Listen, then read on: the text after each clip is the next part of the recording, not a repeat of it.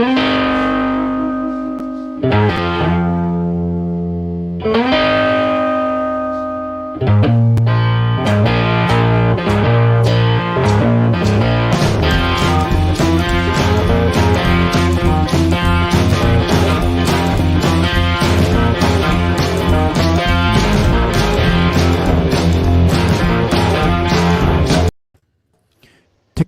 time to rock. G'day, gentlemen. How's it going?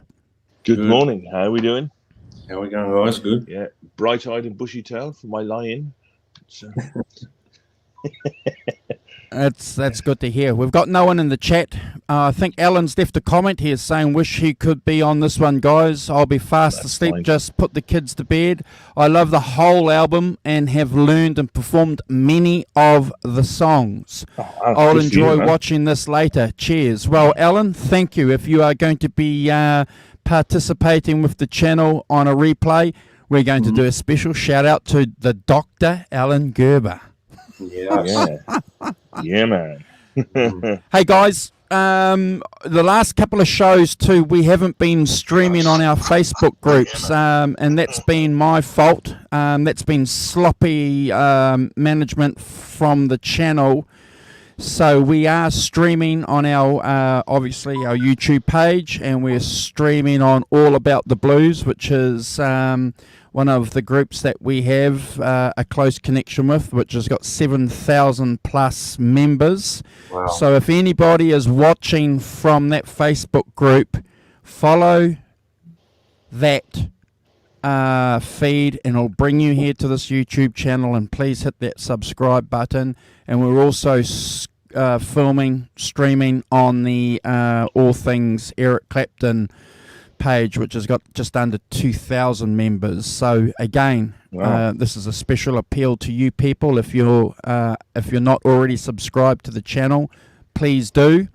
Yep. And while we're there, busy doing all this kind of stuff, I would be grateful if you could check out Brad.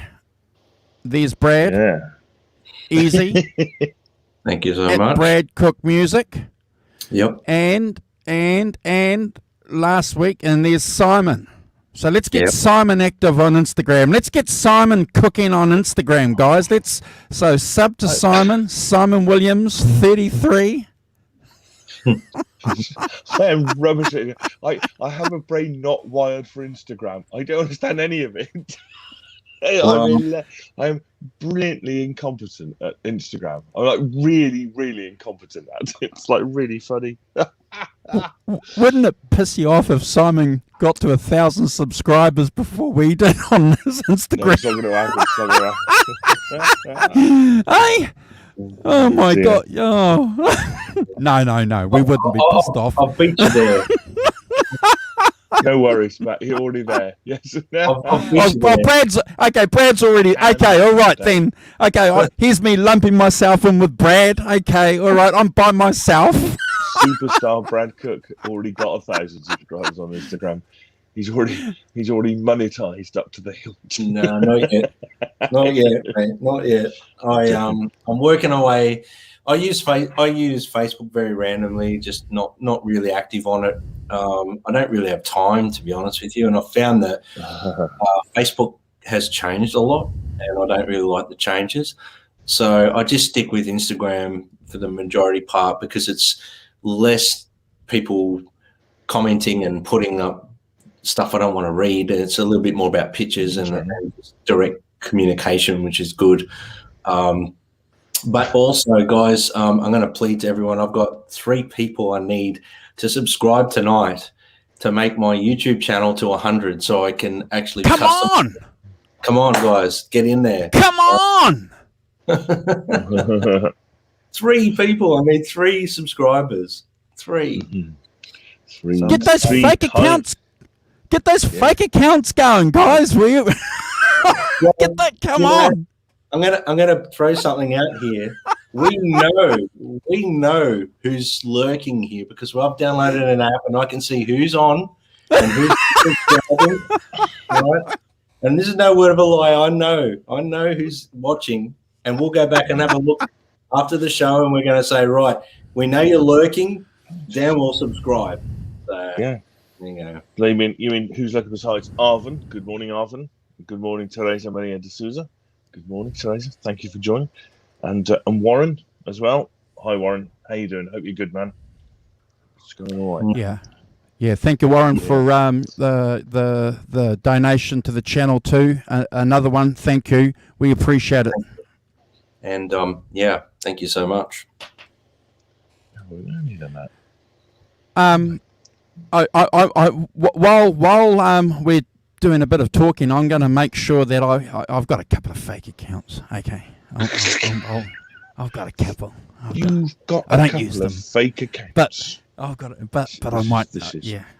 I'll sub to Brad. I'll be putting those huge. fake accounts into action. Come on, Andrew. They're real accounts. Let's yeah. Whereas I've got one guys, real one. Before we get into the show, thank you for allowing me to go and watch the Mick Fleetwood tribute to Peter Green this afternoon. I won't say anything about it until my co-hosts have seen it. I think the streaming becomes available in April, so when you guys have seen it, we can spend half an hour talking about it, because I think you guys will be pleasantly surprised. There are some surprises. I won't mention anything, but I will tell you this though, that if you are familiar with the songs, the songs that they perform are close to the originals, so that's good. So you're not going to get a reggae version of Oh Well, and you're not going to get a country version of the Green Manalishi. You know, they are they're recognisable. But check that film out, or that stream out, guys, when you can, because it's close to our channel's heart. It's phenomenal. Yeah. I was just about to ask you about that, so I'm glad you brought that up. So obviously don't spoil it for us yet, but definitely be worth seeing. So yeah, I've been looking forward to it. So it was definitely worth seeing. Oh, yeah. Yeah. Look at Warren. He's going to make 99 fake accounts for you. Making your mum's 99 fake accounts. I did 99 fake Brad's mums. Well done, Warren. That's it. My gosh. Oh, my gosh. Dear. You get a laugh here, don't you? There are some comedians here. Yeah, Warren's got it all under control. Yeah. He sure has, and special shout out to him, didn't we, Simon? You did that, Yeah. so we hope, Warren, that you're doing well. Keep us in touch with what's happening. And again, one more time, brother, your contribution to the channel is fantastic, and let me just give you a bit of advice. If anyone is interested in starting up a YouTube channel and they are keen to get some kind of support for their channel, don't use Patreon. That would be my advice. After Simon and I had a chat last week, I went through and I actually finished setting up our Patreon account for the channel, and lo betide, there's Simon's contribution sitting in no man's land, no person's land, waiting to come into the PayPal account, and they take 55% of the contribution. That's ridiculous. Yeah. That's more than YouTube. I think about 30, don't they? That's bloody cheap, firstly, but yeah. So don't Patreon. Don't. If you guys are going to support the channel in any way, I'll delete that Patreon notice that we've got. Just PayPal us, and we promise we'll put it to good use. We won't be buying any Eric Clapton Stratocaster guitars or Marshall amps. Nothing like that. Nothing. No international trips. Yes. No swanning off to the Bahamas for a couple of weeks, sunning oneself. Yeah. Really? No Red Bull and cocaine trips. Lay off them. Wonderful. This is wonderful. Oh, dear. Hey, Mike. Oh, we haven't seen Mike for a while. One's got to catch up. Mike is himself. Yes. Hello, Mike is himself. How you doing? Funny accents. Yes. Well, you've got an Englishman, Australian, and a New Zealander. So if you're from Chicago, yes, all our accents would be very strange. That's not the beginning of a joke. I don't know what is. All we need's an Irishman to finish it. I know. You could have me instead. That's nearly A Pom, an Aussie, and a Kiwi walk into a bar. I'm not going to finish it because that's going to be trouble and mayhem. Yeah. Oh my God. Absolutely. Your fur coats and flashy cars. Yeah, here we go. Yeah. That's right. Yeah, that's us, Arvin. With our fur coats and flashy cars. Wait a minute. When do I get a flashy car? When do I get a flashy car? Producer Walton. No, nothing like that, mate. That. No. You get a sleep in. You get a sleep in a couple of times a year. For the next 7 months, I get a sleep in. Yo. Yeah. That's good with that. So, guys, before we jump into the channel, how have you been, Brad and Simon? You guys are okay? Yeah. Busy week as per usual. My life seems to be so busy lately, which is I'm not going to complain, and I'm grateful for that. Stressful week, but lots of stuff going on. But at least at the end of the week, we get to hang like this, like we're at the pub.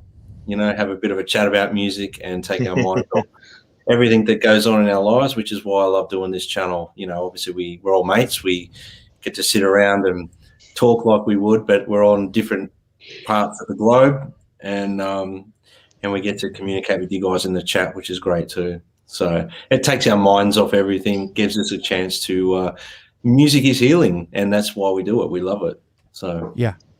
I can't put it much better than that. It's something I certainly look forward to as well, guys. It's like a gig. It's like a jam session, isn't it? Yeah. I don't know. Yeah, I've had a reasonable week. I've got 4 more days this week, and then I've got a week off. Beautiful. Easter week off. Long weekend, and then all the next week. Yay! Awesome. Yeah, that was good. So, guys, what's happening? Is it next weekend you're doing Van Halen 2?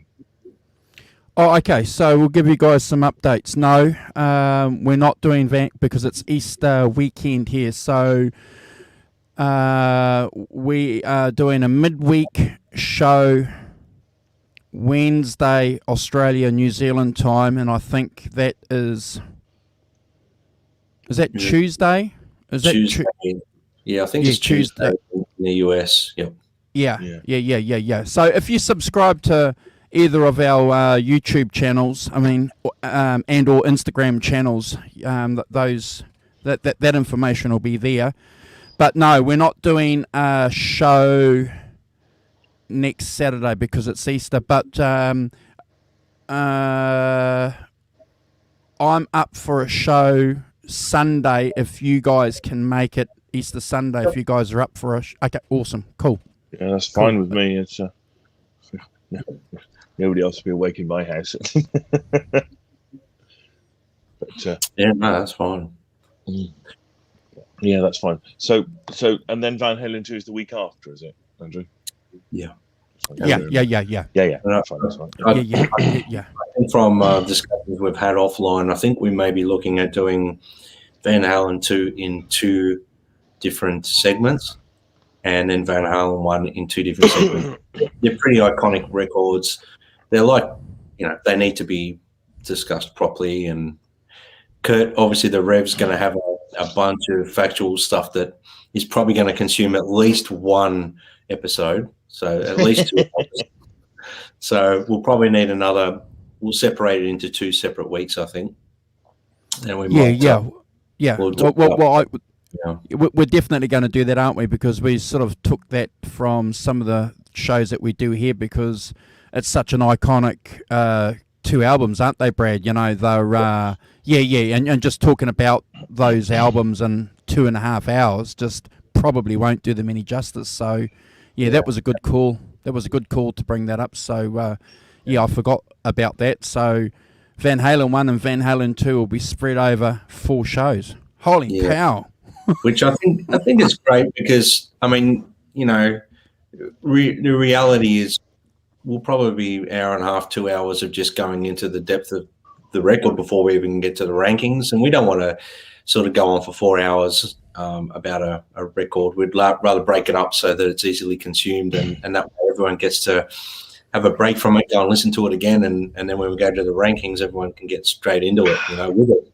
And that's part of it. When we do the rankings on these next 2, we want you guys to give us the rankings on Van Halen 2 and Van Halen 1. They're big, important albums. We want your rankings in the chat. So your homework. Yeah. All right, so it's probably a good time now for me to introduce Simon as this week's introducer of the album, and he's going to talk a little bit about the album, and then we'll talk about how we discovered this artist and or this album individually, and then we'll jump in as per usual with the track rankings.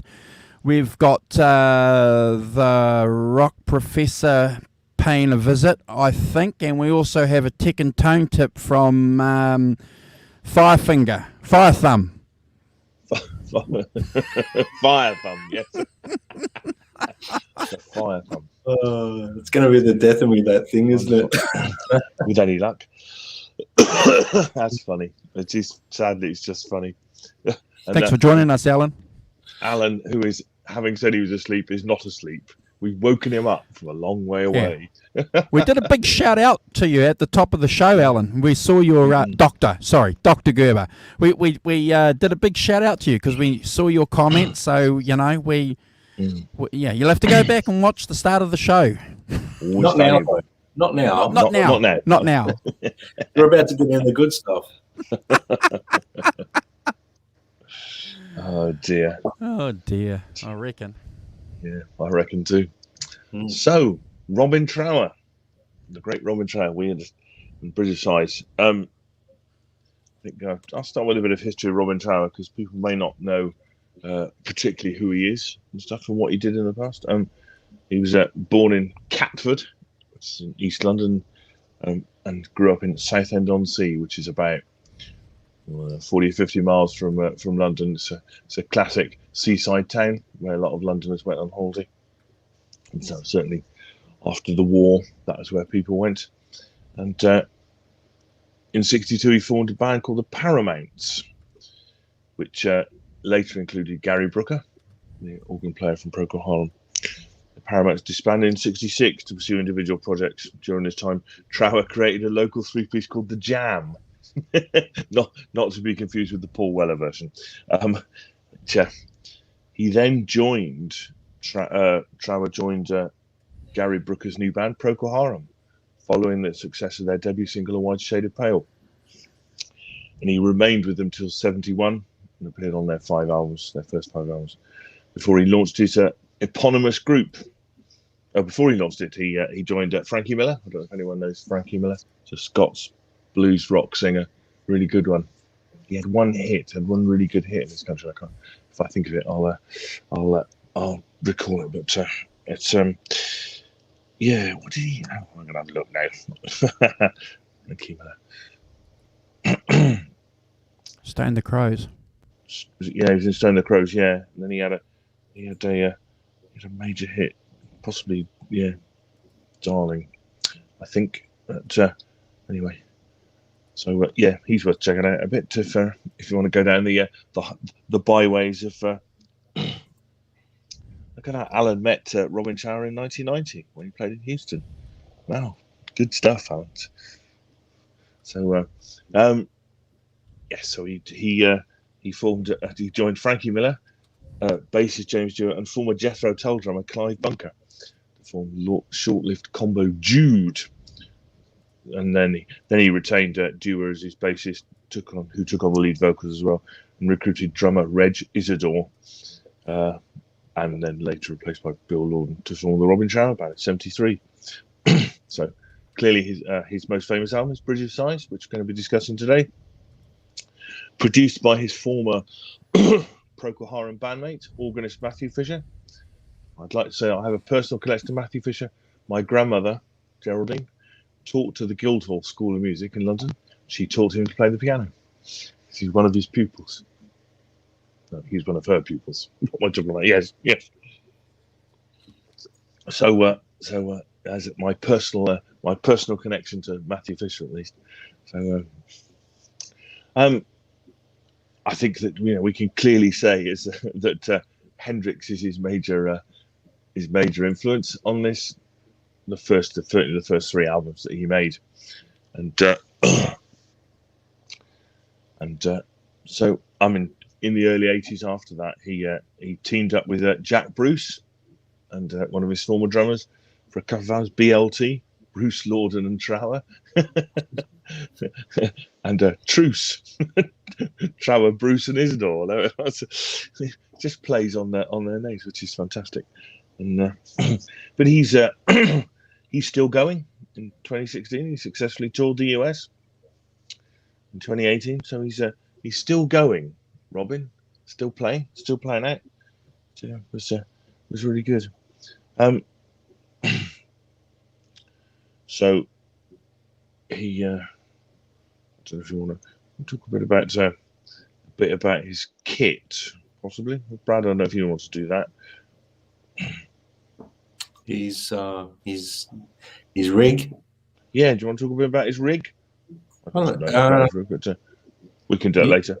Yeah, we can do it later. You don't want to get into it? I always want to get into it, but we'll get into it in a bit. As we said, the album was produced by organist Matthew Fisher and formerly Trower's bandmate in Procol Harum, and Jeff Emerick, Beatles engineer. Jeff Emerick was the engineer on this album, and it's his biggest selling album. Bridge of Sighs reached number 7 in the US charts and certified gold in September. And, we can get into the front cover as well. I think that the title comes from that he saw a sports listing of horse races, and he saw a horse race called Bridge of Sighs and thought, oh, that would be a good title. Not only realizing the Venice connection afterwards. So it's kind of sort of second hand. You see, Alan says he's playing better than ever now. Wow. Made the mistake of standing in front of his Marshall stacks. Wow. Yeah.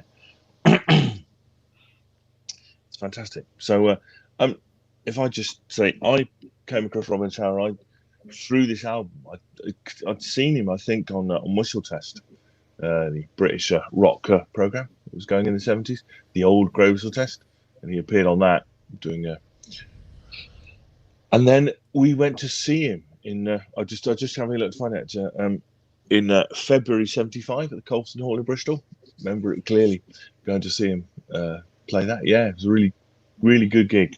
Really enjoy it. He's a great player, and lucky to have seen him on that pretty much that tour, Bridge of Sighs tour, where he was doing all the songs that we're going to talk about. It's going to be going to be exciting. Very focused on it. Brad, when did you see him? Have you seen him at all? No, I have never seen him play or perform live, but for me, I was introduced to Robin Trower through, at an early age, I was playing guitar already, and I went and started getting lessons from a very famous guitarist here in Australia called Dave Leslie from a band called Baby Animals. And he introduced me to Robin Trower because we were very Hendrix. Let's just say we'll delving into the Hendrix side of things a lot in our lessons and everything. So he introduced me to Robin Trower and told me to go and check out this record, Bridges of Sighs. And obviously I got it home and I could hear all the stuff that we were talking about in our lessons, Hendrix related, but obviously done slightly different. Obviously not trying to cop Hendrix 100%, but the tricks and tips and techniques were there, the univibe, the tones. So that to me, I delved into this record from, it would have been sort of mid-90s, I think. I got into Robin Trower, and I've been into him ever since. I've watched all the live footage I can get my hands on. I've studied all the little trills, the little stuff he does, the little Hendrix Dolly Dagger stuff he does, and all the, there's so much there that, you could look at it two ways. I think Robin Trower just basically took his influence, his biggest influence, and just explored that, just went with it. And I admire guys that do that, because if you love something so much, why try and be different? Just embrace it and make it your own. So, and I do firmly believe that's what Robin Trower successfully did with this record. And if you listen to his other records, he did have his own sound and style and everything, but you can always trace it back to Hendrix, in my opinion, which I don't think is a bad thing at all. I mean, you can shoot down guitarists for doing that, or you can embrace it. And I think, that's the beautiful thing about music. We embrace it. And Robin Trower, to me, he's got so much class and everything with his style. I don't want to sort of ruin my ratings and stuff like that by delving into like my analysis on his playing, but for me, that was my introduction to Robin Trower, and obviously my connection with still listening to Robin Trower. I will admit, I'm really glad, Simon, that you picked this record, because I haven't listened to it in a long time. Not for any particular reason at all. Just obviously, life gets busy, you listen, and obviously doing these shows, I'm listening to a lot of what we're doing and pulling away from other things. So it's just a blessing when we get to listen to these records the way we do. And the thing I love about this is, we get into, 461 Ocean Boulevard last week, and that's something I hadn't listened to for a long time as well. And it's just made me rediscover it. And even this week, found myself putting on a few tracks from that record, and still this one, and Van Halen too. And it's great, because it's such a, music's food for the soul. So, when there's so much going on in our lives, it's, put on some Robin Trower and you can lose yourself. But you have to listen to this record from start to finish. Have to. Andrew. Yeah.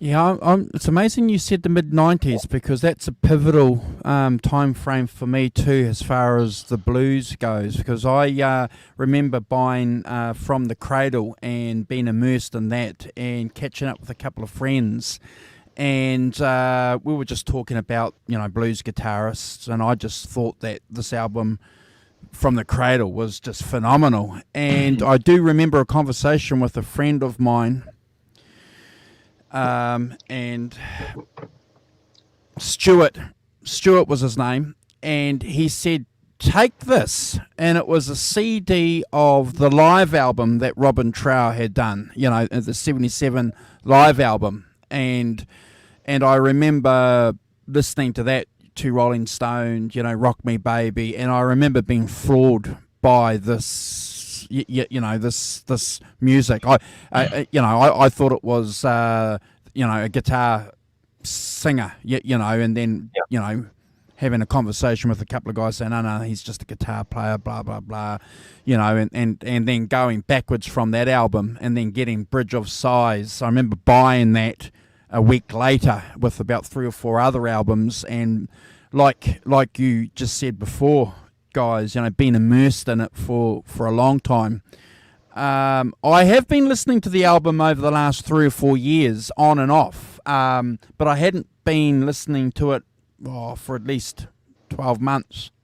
So it was nice listening to it again, and again, without giving too much away before we get into the album, there's some awesome stuff going on there, and I'm not surprised that Simon and Brad love this album. I'm not surprised because I know these guys. I know Simon really, really well, and I'm getting to know Brad really, really well. So I've got an idea of the music that they like, and I certainly hear Brad playing a lot too. So if you guys haven't checked out Brad, he's got some Robin Trower mojo going on there. So and Hendrix stuff as well. So I'm not surprised that this album is pivotal. I'm not surprised, and I know that Simon, you're a Strat man too. So we just love the Strat.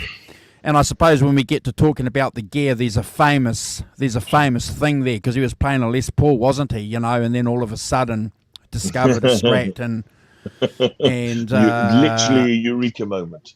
Yeah, which is interesting because other guys have tried that, haven't they? I remember Slash trying a Strat because he loved all these guys, but just couldn't get a Strat working through a Marshall. So.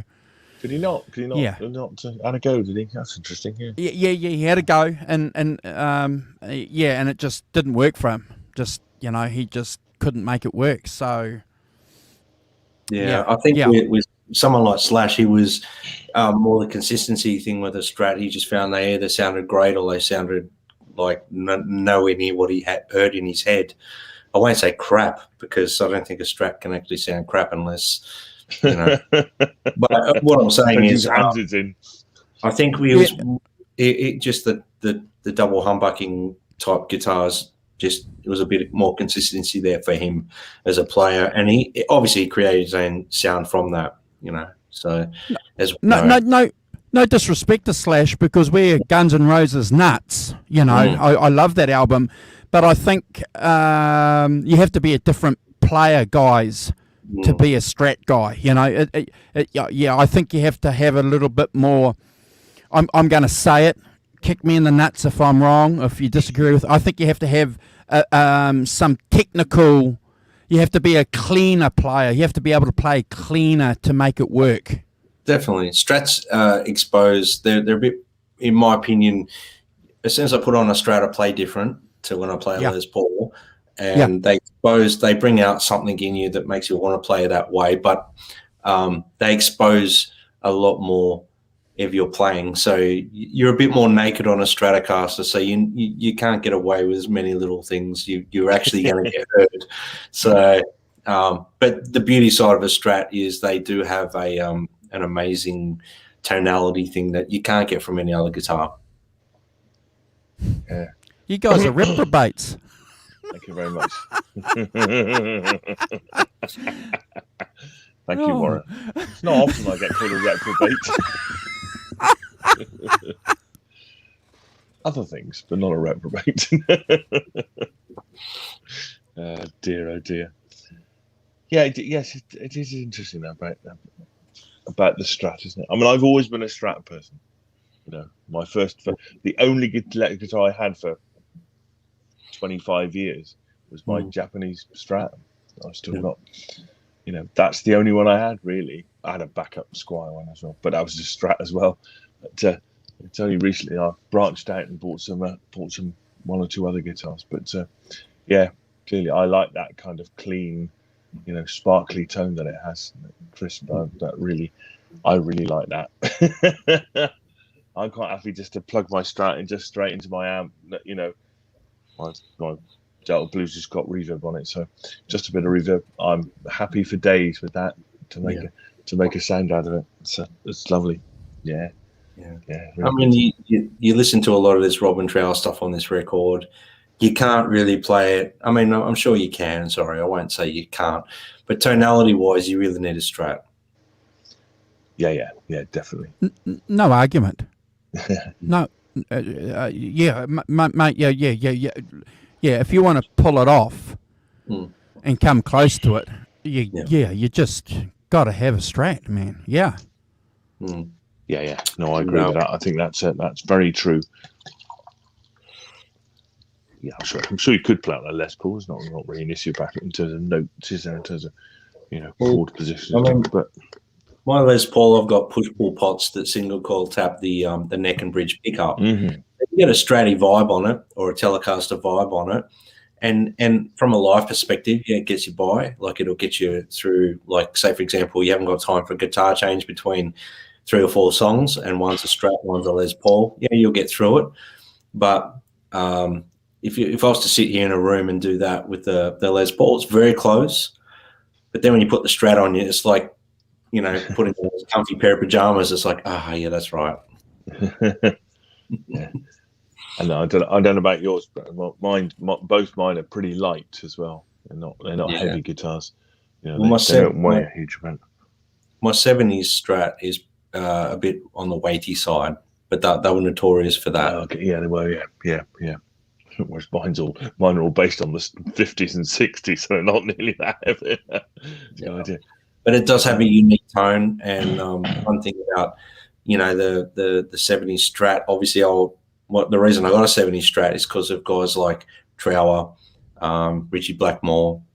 You know, I wanted the big headstock thing like Hendrix as well. So in the late period of the Hendrix, but you know, it was all I could afford at the time, and I've had it ever since. I've had it for a long time. Yeah. Well, yeah. I think for me, I don't think that's one particular person, but I think that you know, the people like them, even from like Bob Dylan in the 60s played Strats, you know, when he was doing his 60s electric stuff. And of course, you know, Blackmore and all of those guys in the 70s and Trower. So I think for me, that kind of clean, crystal clean sound, that's the one for me. I can't explain it, but yeah, I love that. And let's face it too, you know, with the Strat, Simon and Brad and guys in the chat, you know, you can just whack an overdrive on it, and you know, you can. You know, you can play Led Zeppelin 1, Led Zeppelin 2 too if you want, you know. But the difficulty is going backwards from a humbucker, from a Les Paul type guitar, from my experience. It's difficult. That's interesting.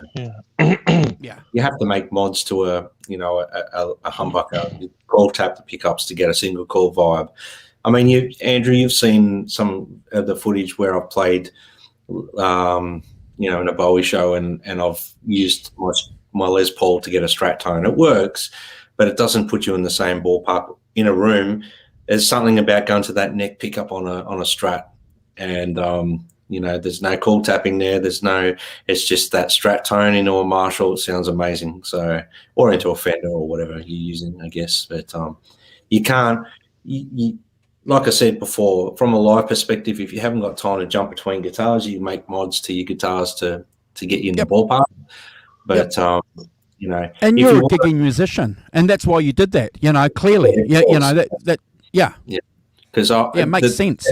When you're in a set list where the performer wants to do 3-4 songs back to back, and the set list is like, hang on, that's a Strat song, hang on, that's a Les Paul song, that's a Strat, you can't change 4 times with no breaks in the song. You've got to get through it.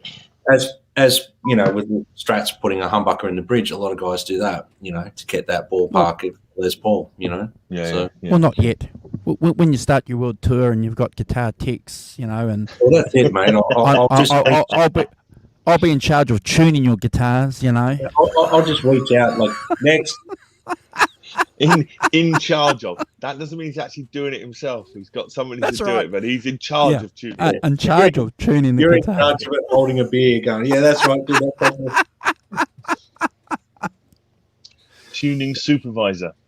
Ooh, hey, Johnny. Tuning operative. Good morning, Johnny. Heartbreaker, how you doing? So yeah, we're you know, you can't sort of knock guitarists that do that sort of stuff. But I will say this in a recording sense, like on my EP, for example, where I've used Strats for a reason, not because I can get the tonality out of my Les Paul. I've used a Strat because it sounds a particular way. So yeah. Good morning, Aaron. How you doing? Hope you're good. Just got off work. Sunday working. That's brave. Yes, I love my Strats, and that's where I go to when I first guitar pick up Strats. Interestingly, I don't I'm quite happy to swap between one and the other. You know, if I play that my gold Les Paul type, that's fine. You know, pick it up, and he's got a completely different neck to all of to any of my strats and all of that. I have no issue with going from one guitar to the next. Pick it up, you know, 5 seconds, I'm into that guitar and how to play it, you know, differently. But Simon, do you find yourself, and the reason I ask this is because this is what happens to me. I pick up a Les Paul and I start playing like a Les Paul player. I pick up a Strat and I start playing like a Strat player. Do you find yourself transitioning quite easily? No, I'm not good enough to do that. I'm sure you are. I just play. Basically, I don't know. I don't know what I don't feel as though I play differently from one guitar to the next. I feel that what I play and the way I play is the way I play, and I play the same thing regardless of the guitar. I think makes me a Philistine probably, but I am interested in those people. You know, I mean, I'm not, as I've said on here before. I don't care about neck sizes. I don't care about fret sizes. I don't care about, you know, how the guitar is how it is, and my job is to form a relationship with it and play it. I don't have any issue. That chap has got quite a thick baseball, the gold ones. You know, I've got a thick baseball-y type Gibson neck, and my Strats have got very much thinner necks. So I don't have any issue going from one to the other, and I don't feel you know, it's like 5 seconds and I'm on that guitar. It's got quite tall frets, so you have to be a bit more careful about pressing. But actually, I'm good with it. I can go from one to the other and not feel, you know, not feel any discomfort or anything. I'm just so too much of a Philistine to realise that they should be different. No, I'm a great one for getting on with stuff. You know, I don't care about the thickness of the picks or something like that. I can play with all different types of picks, whatever, string sizes, whatever you've got, I can do it. I just find, Andrew, I don't know how you feel, but I find when I play a particular guitar, it'll pull out a different vibe out of me, energy out of me. And especially, you know, I use different picks. I use like different picks for different styles of playing. I use the edge of my pick for playing like Stevie Ray. I use the pointy part when I'm trying to play more accurate and tighter. It's just one of just, I guess, that's what's the beautiful thing about Yeah, I'm a little bit like that too. When I get my Les Paul out, I'm trying to play some blues breaker licks, or or Fleetwood Mac stuff, Peter Green stuff, and when I've got my classic vibe, which is tuned to E flat, which has got my Stevie Ray mojo over it, I'm playing Texas Flood, that kind of stuff, so. And then when I got my Strat, I'm a little bit like that, and a guitar pulls something out of me, but I don't do anything else in my life other than buy and sell guitars too. You see, so but I like it. I'm not fussy when it comes to picks though, guys. I've said that before. I'll play any pick, but I found myself going to thinner and thinner picks over the years for some reason. Gone from the 1 mil or 1.5 mil thick picks to 60.60s or something like that. But I've gone in the opposite direction. You've gone thicker. I've gone thicker picks for some reason. Yeah. Well, there's 3 picks that I use, and I'm gonna just quickly. I'll give you guys These are the 3 styles I use. I use the heavy, which is a 1.14. The Cortex one. Yep. Cortex, yep. I use, I'm getting really used to these ones, the 0.73. Yep. But my most used pick is the, 0.86, I think it is. The green one anyway, the Tortex. Yeah. But yeah, I used to use 1.14 religiously, but I find with certain styles of playing, that one just, I don't know, they bring out the best in me. So I was using these ones for a bit, my Joe Bonamassa phase and Eric Johnson phase. But they're a bit sharp, and they, for being a blues guy, they're great, but I still keep going to that. Awesome. You got your picks handy, Simon? I have one of them. This is in my Strat. This one. It's quite that way. So see, quite bend it. So it's quite thick. I guess it's a millimeter thick. I also been trying out some. Hang on, I'm going to go and get them. Hold on one sec. Keep talking, guys. Keep talking. These 1.14 ones, you can barely bend them. Like they're almost like they're rigid, you know. Yeah. But that's me really pulling that down. Where the yellow one is probably the softest one I use. But I don't know about you, Andrew. I use those on acoustics more, the softer ones. Okay. So what do you got? What do you got, Simon? So I into the legged tracks? it off to get. I've also been using these, which is quite nice. Where are we? There we are. Dava picks. Oh, yep. Everybody use those? Yep. Yeah, they're pretty cool. Yeah. But you see, Cool. it's a completely different thing to. It's a completely different thing to that. I'm fine with either of them. Just put them in my guitars. I told you I was a Philistine, didn't I? Just put them in the guitars and just play. Get on with it. You know. Yeah. Okay, so Andrew. So for a long time, I've been using these jazz 3s for a long time, but been using .73 EVH ones. Quite a soft pick. Mm-hmm. You know, so I find that versatile. I can use that with my 12 string, with my acoustic. You know, Yeah. but I don't play like this. I play like that. I use the fat side on everything. Okay. Yeah. Oh, that's interesting. Yeah. Even when I use these ones here, it's always the fat side. I don't like that pointy. I don't like sharp things. Kind of like the pointy things. I don't like pointy things. I tend to use when I'm playing the Stevie Ray stuff instead of like that. When I'm playing plunky blues, like on a Strat, I tend to play my pick on that edge there. Right. Okay. Me too. Yeah. And when I'm playing never- more accurate stuff, obviously the point, which is rounded. Well, see, I'm not an accurate guitar player, so that's why I can get away with using the fat I'm side. not accurate either, mate. Don't worry. Boom! Look at that. Yes. All right. That's just funny. Anyway, apologies for the digression, but I thought that's interesting. Yeah. Shall we get into it? Get into the tracks. Let's do it. So, I'd just like to say that so side one, Day of the Eagle. So it comes out of the starting blocks, pretty fast, and then into the riff, which is really cool riff. In my recognize it instantly as Robin Trower. No doubt about it. And I think as I've said on here before, if you can recognize somebody from a song from just the first couple of bars, you're in, aren't you? And it's that kind of playing the riff with the machine gun drums, and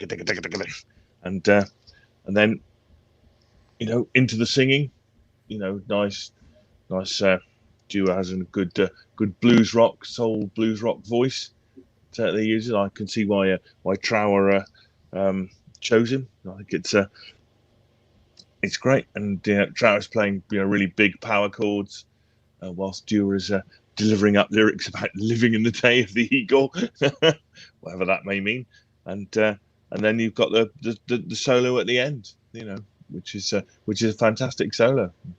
Robin really lays into it, and you've got I love the drop down with the guitar stabs and stuff, taking it down, and then the double track guitars at the end to the fade out. So really great opening track. Certainly give it a 10, and couldn't possibly skip it. I think that it's one of his classics, clearly one of his most famous songs, and it's great. A great blues rock track in that Hendrix style. Yeah, it's got the groove. Yeah, that's great, Simon. For me, obviously the first time I heard this record, I instantly recognized certain things. Very cool opening track, very Hendrix vibe for me in the phrasing on guitar. Straight away, the first time I heard this, I could hear a heavy Crosstown Traffic or Freedom guitar lines. That was what I heard. And the bass and drums they're really holding it down tight. I was always under the impression that Robin Trower was the singer until I saw live footage. So I was actually like, wow, man, this guy can sing and play like that. I'm jealous. But still jealous anyway. But, Not quite so jealous. Yeah, but great vocals. I don't think there's any overdubs vocally, like no backing vocals. I think it's just a one vocal. Sounds very live to me. The change at the end of the song opens up like a very loose jam with some stellar guitar playing. Like it's all class. There's no filler.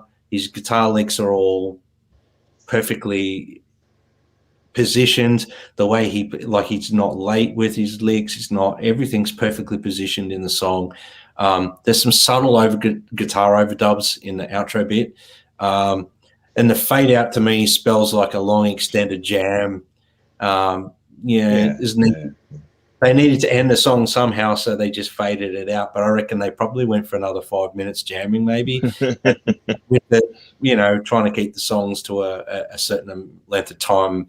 But you can obviously see that song would extend out in live versions, which I have heard some pretty long versions. Which, for me, 10 out of 10. It's never a skip. Beautiful, beautiful opening track.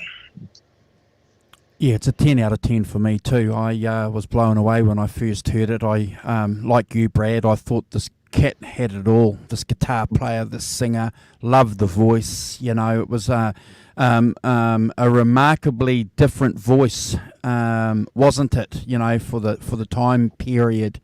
A couple of years later, I found out that the guy was a Scotsman, and that blew me away even more because you've got this here in New Zealand, there's lots of Scots people. The lady down the road who had the local fish and chip was Scots, and you couldn't understand her when you went and ordered your fish and chips on a Friday night. And so for these guys to be singing like that, that's what I remember thinking was just phenomenal. Look, I'm not going to talk about the guitar playing on this song. The standout for me is James, the singer. It's just phenomenal. He just takes the bull by the horns and just sets the mood. 10 out of 10. And I got to agree with Dr. Garber in the chat too. And I mentioned it at the top of the show, Al, that my introduction to Robin Trower was through the live album. So, I was listening to all this live stuff before I heard this album. So, yeah, the live stuff is fantastic. And like Brad said too, I remember getting blown away watching these guys live the first time. They are clearly, and again, you've hit the nail on the head, guys, a jam band. You can absolutely picture them in the studio or whatever, just going for it and enjoying it. Never a skip. No, that's right, and I think you're right. Is that's got that very kind of live feel to it. Clearly, they've bedded the songs in. They've gone in the studio, and and pretty quickly. And I think in those days, as we've discussed a lot here, that's what you did. You didn't need to hang about if you're going to make a rock album like this, which is reasonably, sparse instrumentation wise. Just as you said, Brad, there's not a lot of overdubs on this. There's not billions of harmonies and all sorts of other stuff going on. It's quite a straightforward rock album from that. So you can go in and you can do it, can't you? Pretty short order. Just get round to the room, count it off, and off you go. And especially if you've worked out kind of where you're going. I remember when I saw him in '75, these songs were extended out because clearly that's one of their functions. But I also think that from a recording point of view, they are actually really good lengths. These songs, they don't go over the top. I mean, Day of the Eagles, 5 minutes, which is fine. I don't think that's too long. I think that's probably, if you can do that, it's about the right length. If it's 10 got minutes, it right. Yeah, got it right. And I think they clearly decided that's how it was going to work. Yep. Which, as you say, you can tell from the fade out. That they were going to go on and do some more, but it didn't go too long before they faded out. Leave the people wanting more. It's the classic phrase, and I think that from that point of view, they did a really good job of it because because actually this record benefits from having, you know, not very long things. I think long is good in a live environment, or, you know, particular things, but I think it becomes, if you've got a lot of long songs, it becomes a bit niche. Whereas if you keep them tight and keep them organized and keep them focused, you know, they are, you know, it's better.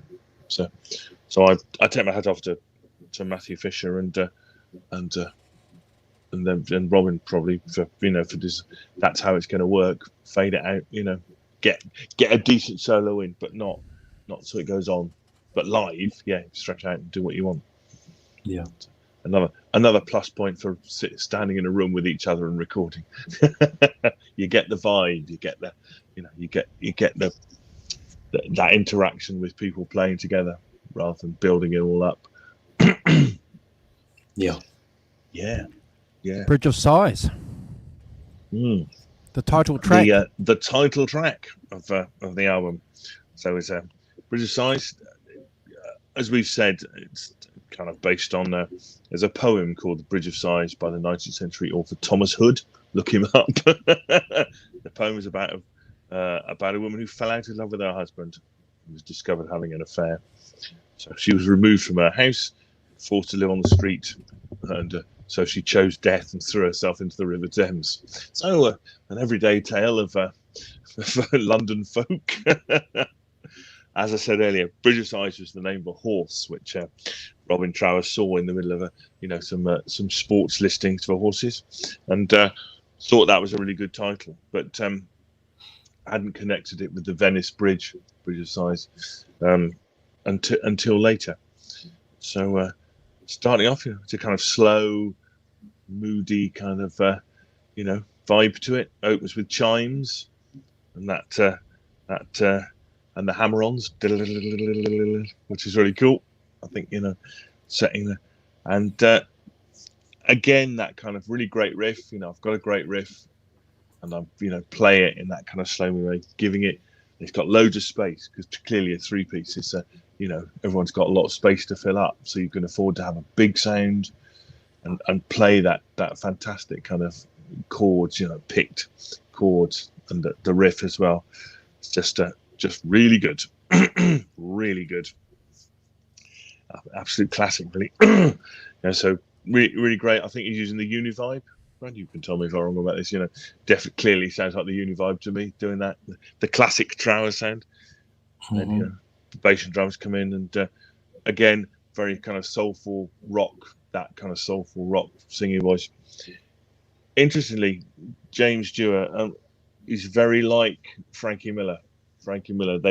There's that thing about British kind of singers, you know, like Paul Rodgers is a great example from Free, of that kind of bluesy, soul-y rock voice. You know, and there are lots of people, and Frankie Miller had that, but I can see why Trower would have wanted him as a singer in his band, even though it didn't quite happen. So I can see why, you know, James Dewar is in the same ilk as that. So you can see, you know, he clearly has chosen, you know, decided he wasn't going to sing and chosen really good vocalists to do it, and in that style, which I think suits what he's doing here completely. You know, I think, you know, go on with, as I said, great singing. I love the singing. I think it's, you know, really then that soulful rock tradition that was certainly prevalent then.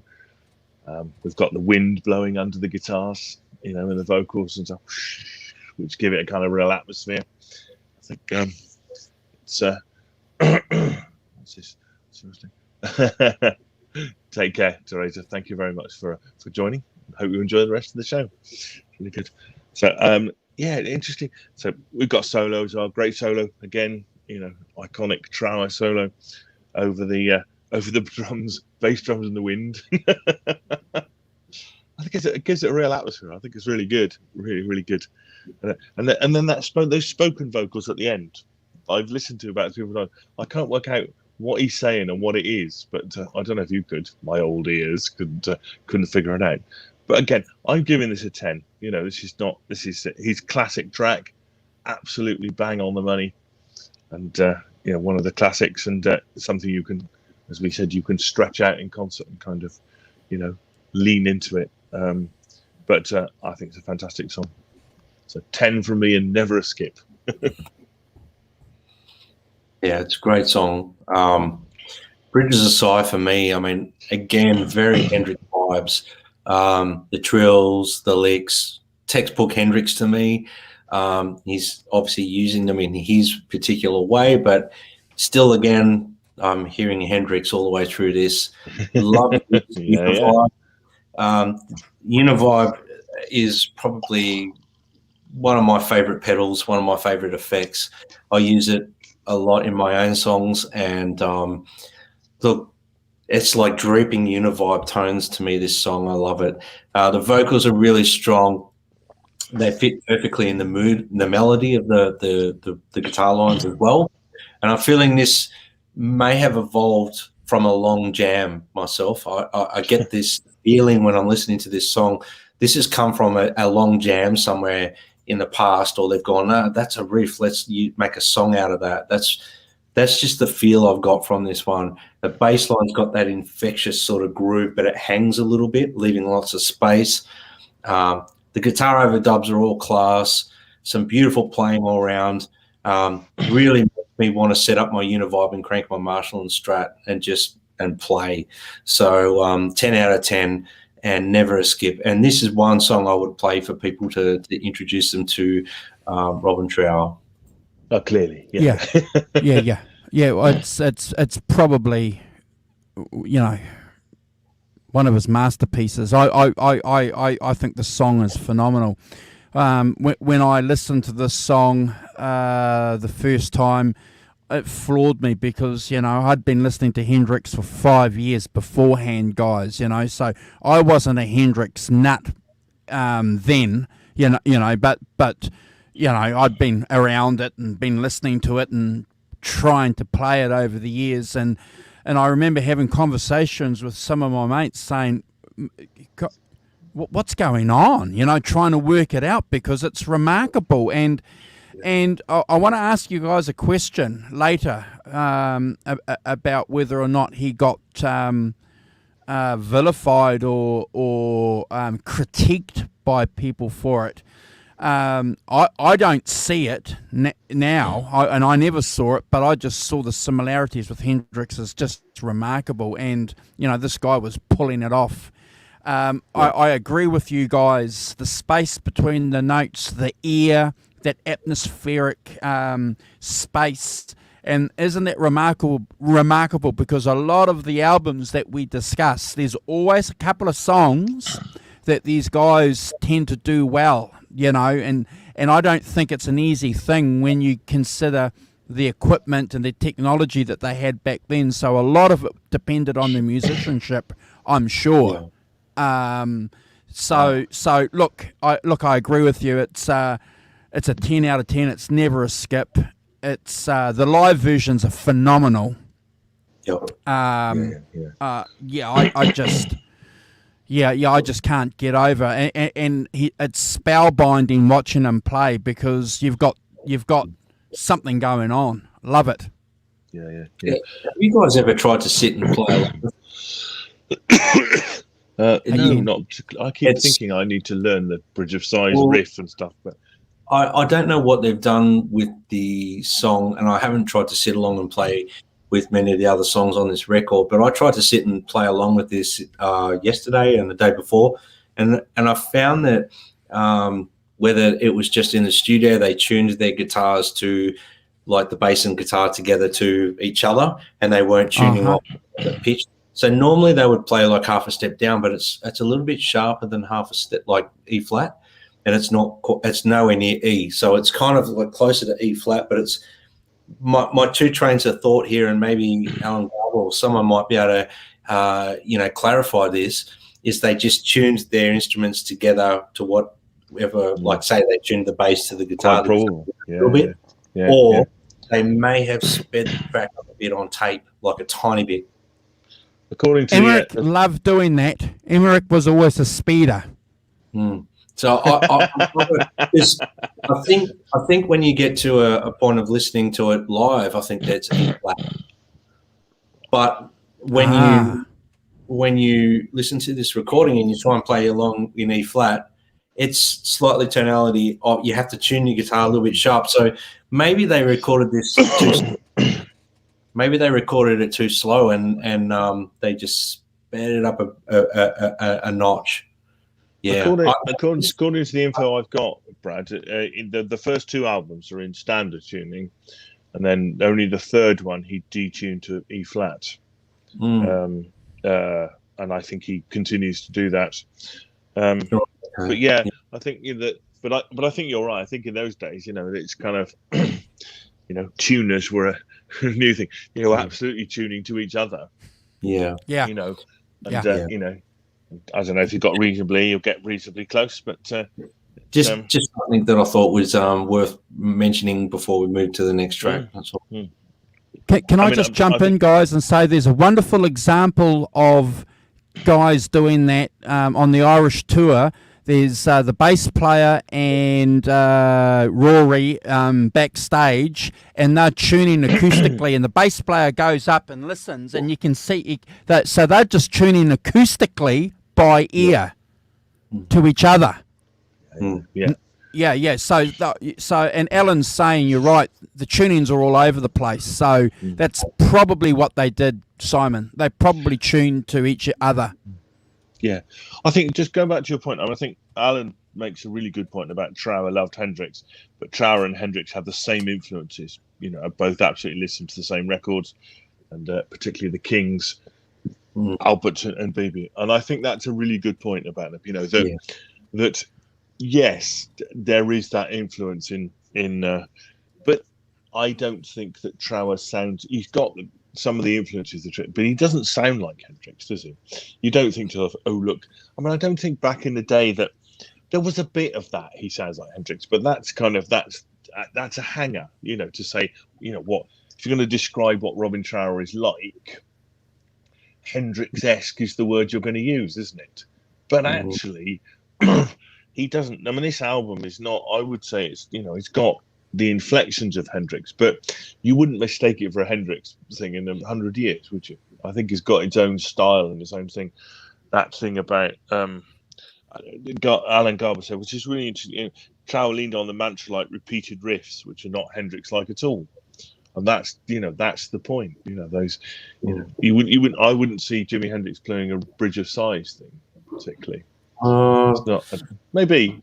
Maybe I tend to agree, but I also tend to think that maybe subconsciously, without even consciously realizing it, they were. Robin Trower definitely does pull a lot. I mean, in some of the later tracks, especially, I noticed like you could almost mistake some of the parts that he's playing for a particular part of a Hendrix song. Maybe just. I know exactly what you're saying, and I do tend to agree as well. But when we get to Full of Me, like there's little parts in there that I'm just like, wow, he's just listened to Electric Ladyland, and he's just listened to this particular song, and I can hear that because I'm a massive Hendrix nut. So maybe that's just me looking for it too. I don't know, but I'm hearing Hendrix, and yes, completely. Yeah. I think that clearly is an influence and stuff. And but you can hear his other blues influences as well, though, and that he's got his own style for sure. But I mean, it's like at times he's gone. I don't care whether this sounds like Hendrix or not. I'm playing it. And I admire that. I think that's great, and that's why I think that's a fantastic thing about artists. That follow their passion. So. Well, and clearly Hendrix had died 5 years ago, so you've got to feel, and you think, well, I don't care which other, Hendrix isn't doing it, so I'm going to get on with it and do it, which I think is. You just find the flag. You just find the flag. That's all. It's like you can say particular players sound like Stevie Ray Vaughan, but they're just flying the flag. It's the same thing. Yeah. Yeah, we should tell you morning to Charlie S and morning to Ken Cook. Good morning, Ken. How are you? Just give us 2 seconds. No worries. So the next song, Simon, is In This Place. Yep, indeed. It's I think that this is as close to a power ballad as Trower ever gets. The band again accompanied by the Winds of Venus, so you've got that kind of transition from Bridge of Sighs into this with the wind, which I think is really cool. It's been a nice little production touch there. It's really good. It's I think it's got a really good melody, and I think Dewar sings the hell out of it. He's got that soulful voice that enables it to work properly, and Trower's guitar work is fantastic. It's sort of reminded me a bit of Bad Company.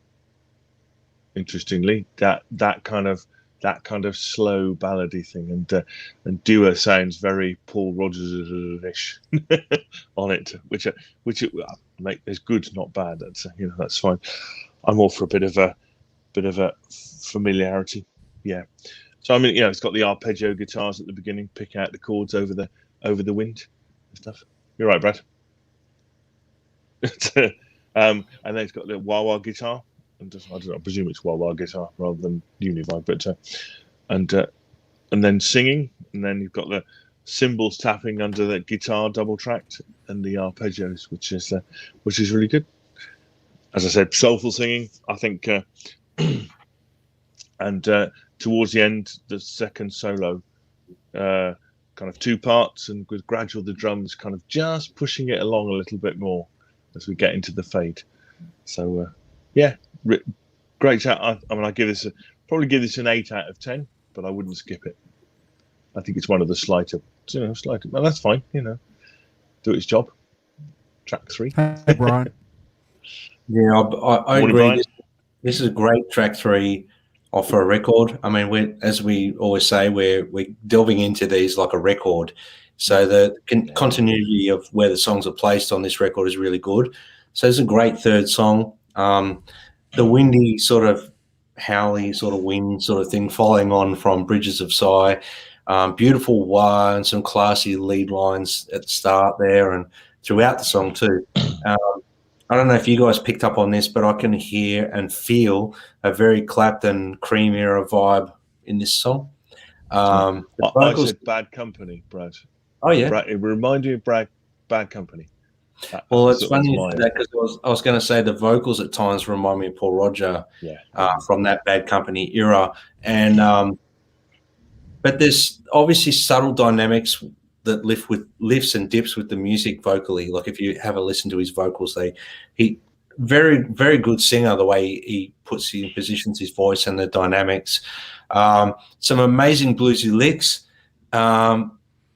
They make you want to stay on the neck position of your guitar all night. I mean, I know he was renowned for using the middle pickup quite a bit as well, but I hear a lot of neck pickup in his playing as well, and that neck pickup on a Strat is, for me, that's the place to be. Yeah, that's the place to be. I'm a neck guy. I like the neck pickup, and I gave this song an 8 out of 10. And yeah, Andrew, I'm looking Good forward night, to Alan. Sleep well. Yeah, sorry, Brad. You're right. Not waving to you, bro. I'm waving to Dr. Gerber. Sorry for interrupting. Forward on the pillow. So that's all right. 8 out of 10. 8 out of 10. Yeah, 10. I'm handing it over to Andrew. Oh, look, guys. For a long, long time, it wasn't my favourite song. I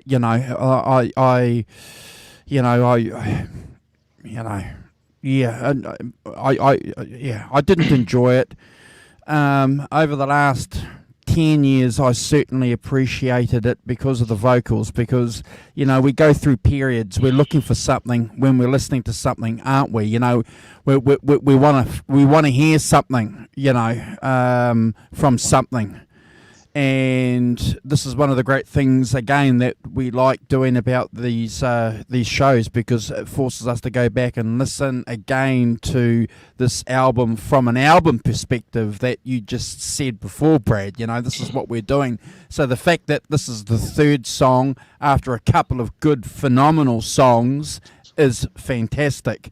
Jimmy's vocals, again, I've got here on my notes, Cream as well, that which and I'm not going to argue with Simon's analysis of Bad Company, because once he said it, I think that's probably closer to the Thing than Cream. but we can debate that. They all come from the same place, don't they? Green, particularly, the Kings and all of that. Yeah, certainly. Look, I love the vocals. Again, the neck pickup that Brad has mentioned is, again, a magic thing for a Stratocaster, and something that a Les Paul just doesn't have. So if we've got Strats and Les Pauls, we know that if you put it to the bridge pickup, well, you can get pretty close, to a humbuckering kind of tone vibe. Look, I love the song for the album. For the album, but I've given it 6 out of 10. But it's an album song, and I'd never skip it. Yeah, I think that's fair. I think absolutely that's fair. Can I say, Brian Spaulding, I got to open for Trower at the Fillmore in San Francisco. But Brian Spaulding, you need to come on and explain yourself. We need to interrogate you on this. This is astonishing. Wow. I'd love to hear that story if you're game. That's amazing. Yeah. Wow. Yeah, come on. Yeah, Brian, I'd love to hear that as a story. That's clearly not messing about. In a fantastic way. Wow. Yeah. 2000. So no timeout for 6 out of 10, guys. No, I absolutely don't think so at all. I think the valid point you make is that whatever you give a song is what you give it. Hey, Great Vanzini, how you doing? Good morning. That it does its job in the context of the album, and I think that's what I like about these records is that you can see they open two really strong songs, and then you have the kind of ballady one as track 3. If we're doing 4 tracks aside here, it works as an album, and it works as a side as well, and I think that's really important. It doesn't work as 10 songs. I think that's a different thing. You're going, I'm doing 4 songs. How do they all fit together to give each one the best representation of itself? Mm-hmm. Which is really cool. So I think it's right that we think about it in those terms, because that's the terms that it was recorded and the terms that it was put together. And I think that.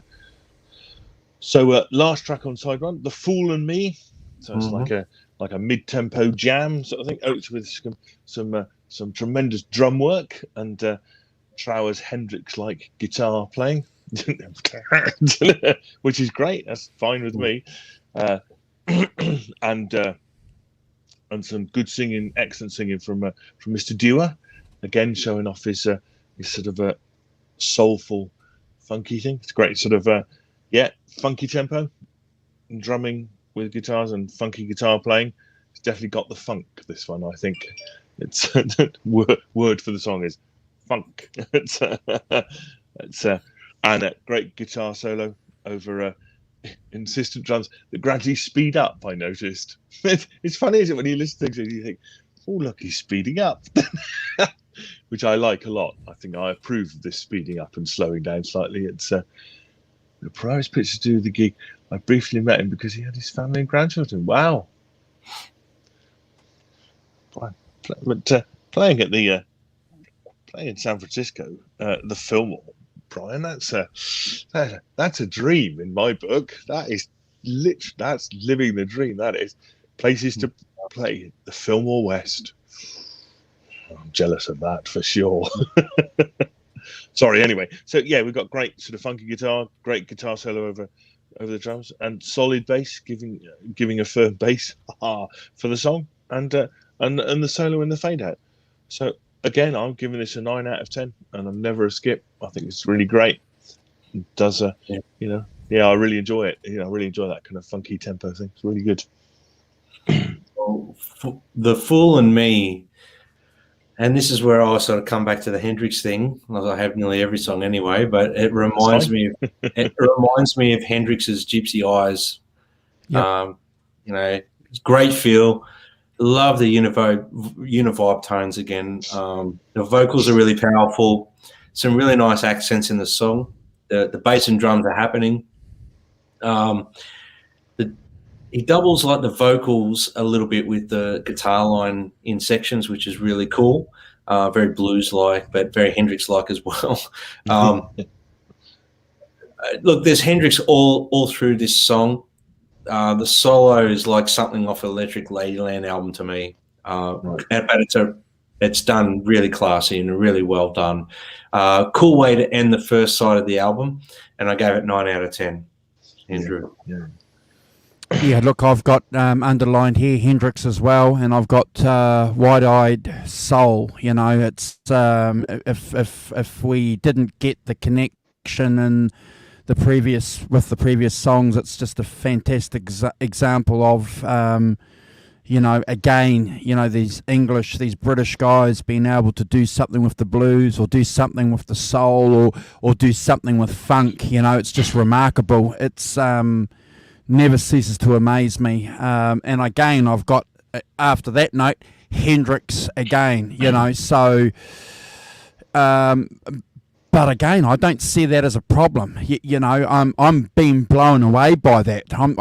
But yeah. It's just I've got 8 out of 10. A good side.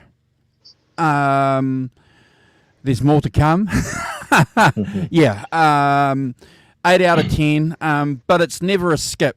Because I don't want to give away in the because we're not concluding the album. I'm not being mean, because it's a great album. It's an album that all guitar players have to listen to. I just think it's just fantastic. But I'm happy with that score, guys.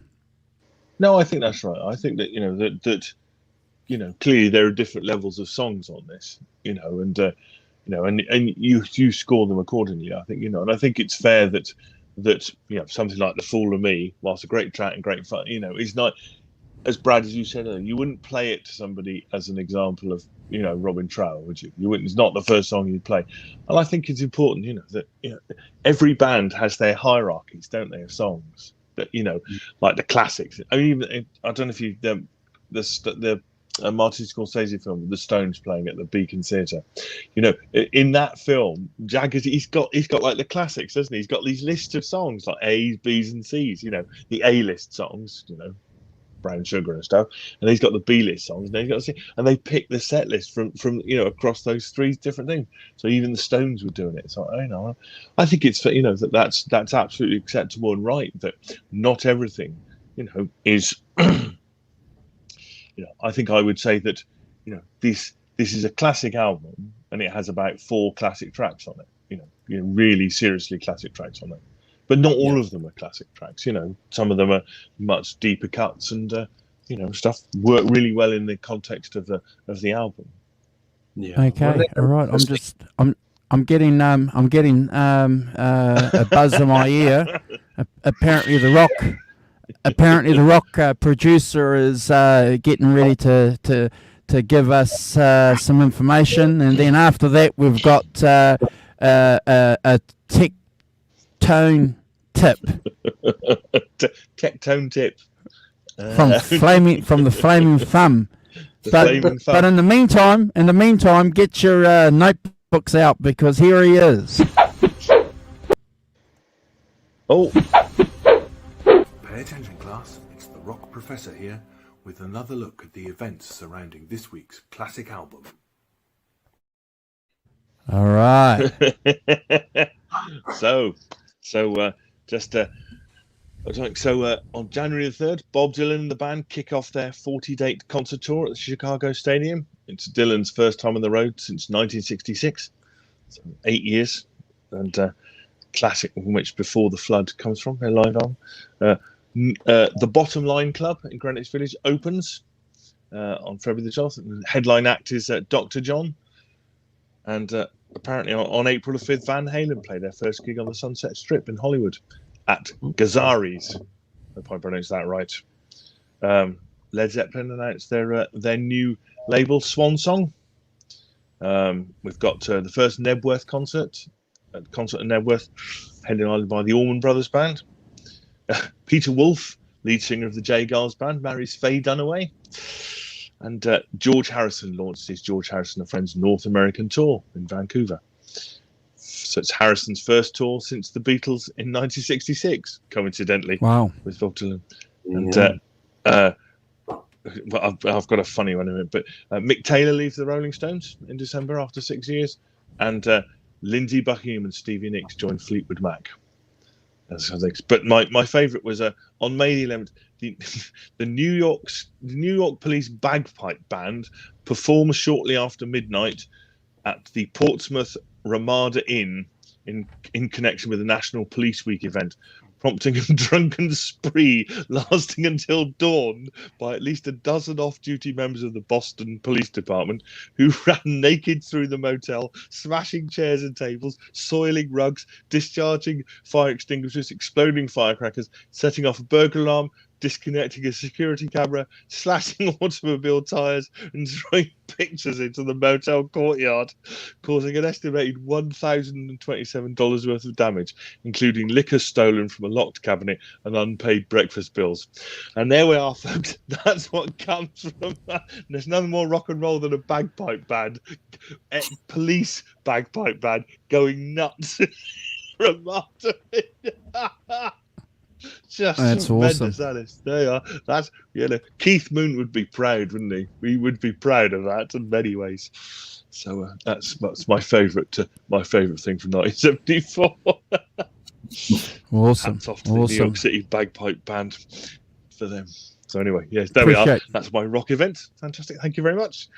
Appreciate that, Rock Professor. Okay, so grab your notebooks out because you've been schooled by the Rock Professor. Now you're going to get schooled by Brad. Don't say we don't give you a free education here. We may not give you a free lunch, but you get a free education. Whether they want it or not. Yeah, whether you want it or not, you're going to get it. All right? Hold on. Now it's time for Brad's Tech and Tone Tips.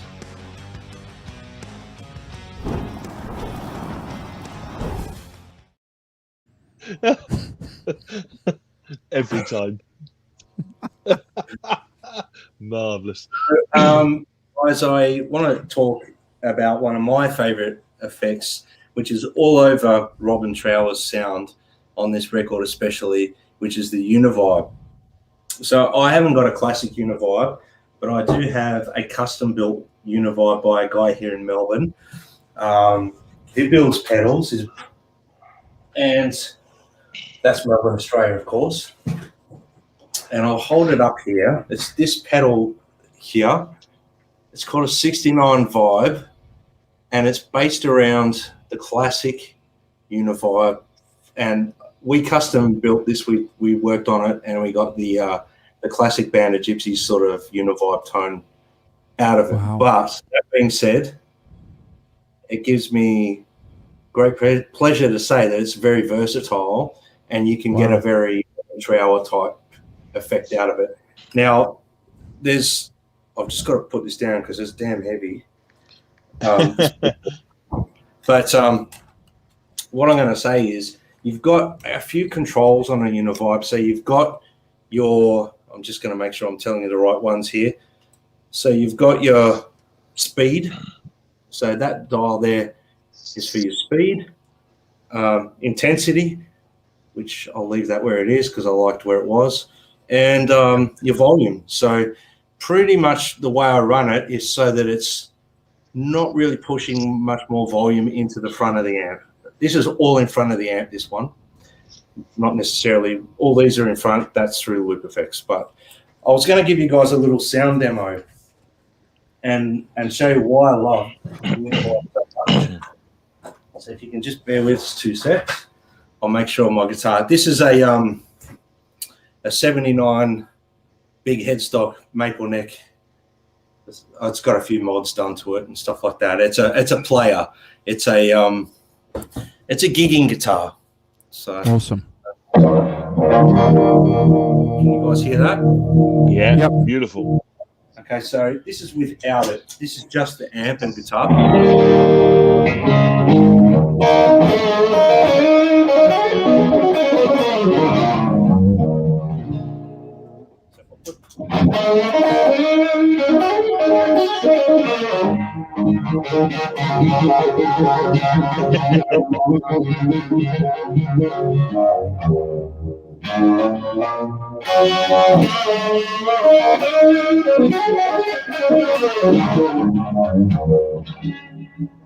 Wow. That real Hendrix vibe, yeah. And It Wow. really benefits from being from the slower playing, doesn't it, Brad? What I'd say about yeah, it really benefits from that. You get the real effect of going down, down, down. You know, well, the whole thing is, I mean, for me, a Unified, when you're using the speed really fast, like this.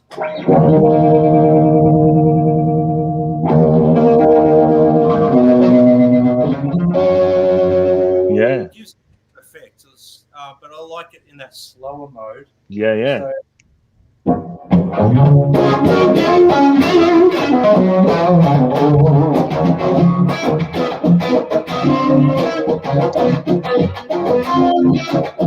Yeah.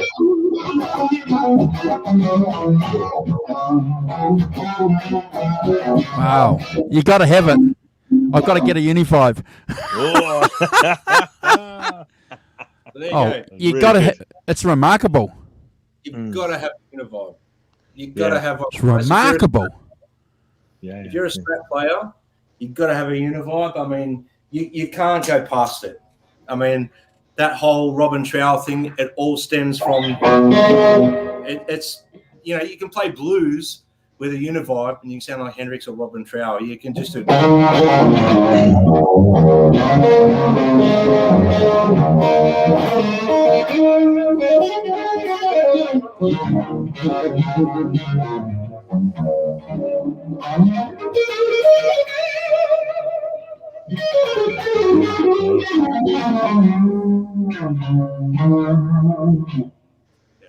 Yeah. Sounds fantastic. And also, I'd say that thing about it really benefits from being played in a three-piece. oh, You know, when you've got Yeah. to fill up, you know, a lot of space. Yeah. Brian, absolutely, yeah. That kind of that's what it reminded me of. That lushness in the room, you know, gives you that kind of space to really fill up some that really gives it its full effect and really benefits from that. Really good. The other good thing is they do have like that's the chorus mode. So there's a vibrato mode as well.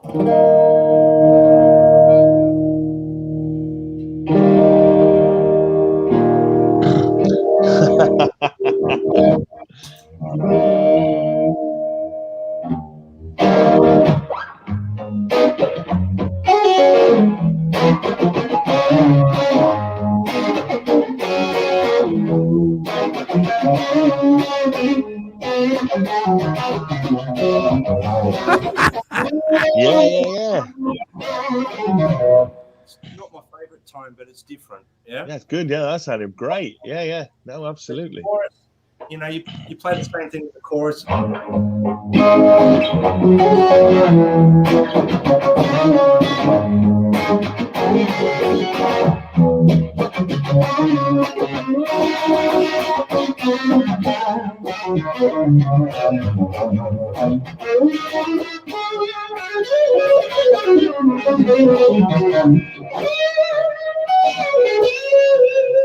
Anyway, I could play for hours with this. That tone.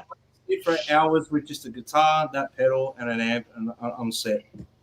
Yeah, You know? fantastic. So- Yeah. And it's that tone.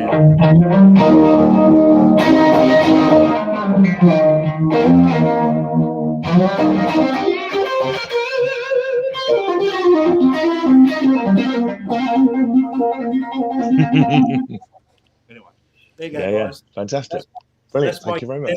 tip for the day. Actually, I wanted to talk about his gear, if that's okay for 2 Yeah. seconds. Yeah. It's a good time to do it. So I've got this is from an article I found on Guitar World, and basically it was pretty in depth. And I'll just quickly highlight a few things. So he did obviously trio, like we've discussed, and Simon, you brought that up. So his trio tone was based around a very similar thing for Hendrix, the Univibe. So basically he used a Strat, Marshall, Univibe, pretty much identical to what Hendrix was using in a power trio format.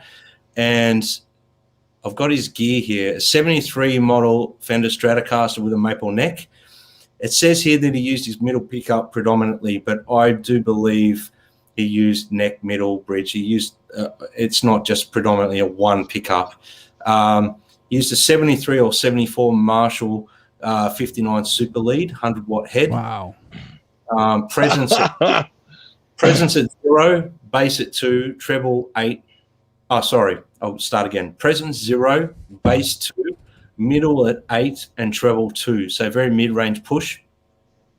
And basically he was using Marshall 1982 model 4x12 cabinets, Celestion speakers, G12H speakers. Effects-wise, he used a custom preamp pedal, a 70s Univibe in the chorus setting, like I explained, volume at 10, intensity 7, speed at 3. So mine were slightly different because my pedal's different, obviously, but the speed was around that 3 mark for me as well. And an Echo EP3. He also used 10 to 42 gauge strings. So Pretty simple setup. mate, Yeah. keep it simple. What's the saying? Keep it simple, stupid. That's it. Kiss. Yeah. Absolutely. Yes. There you go. Yeah. There's my extended little Univibe That's really cool.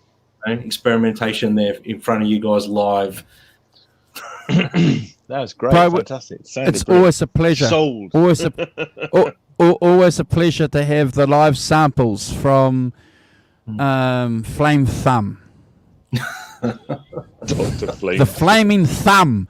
Actually, that's what you should call your new band, the Flaming Thumbs. Brad Cook and the Flaming Thumbs.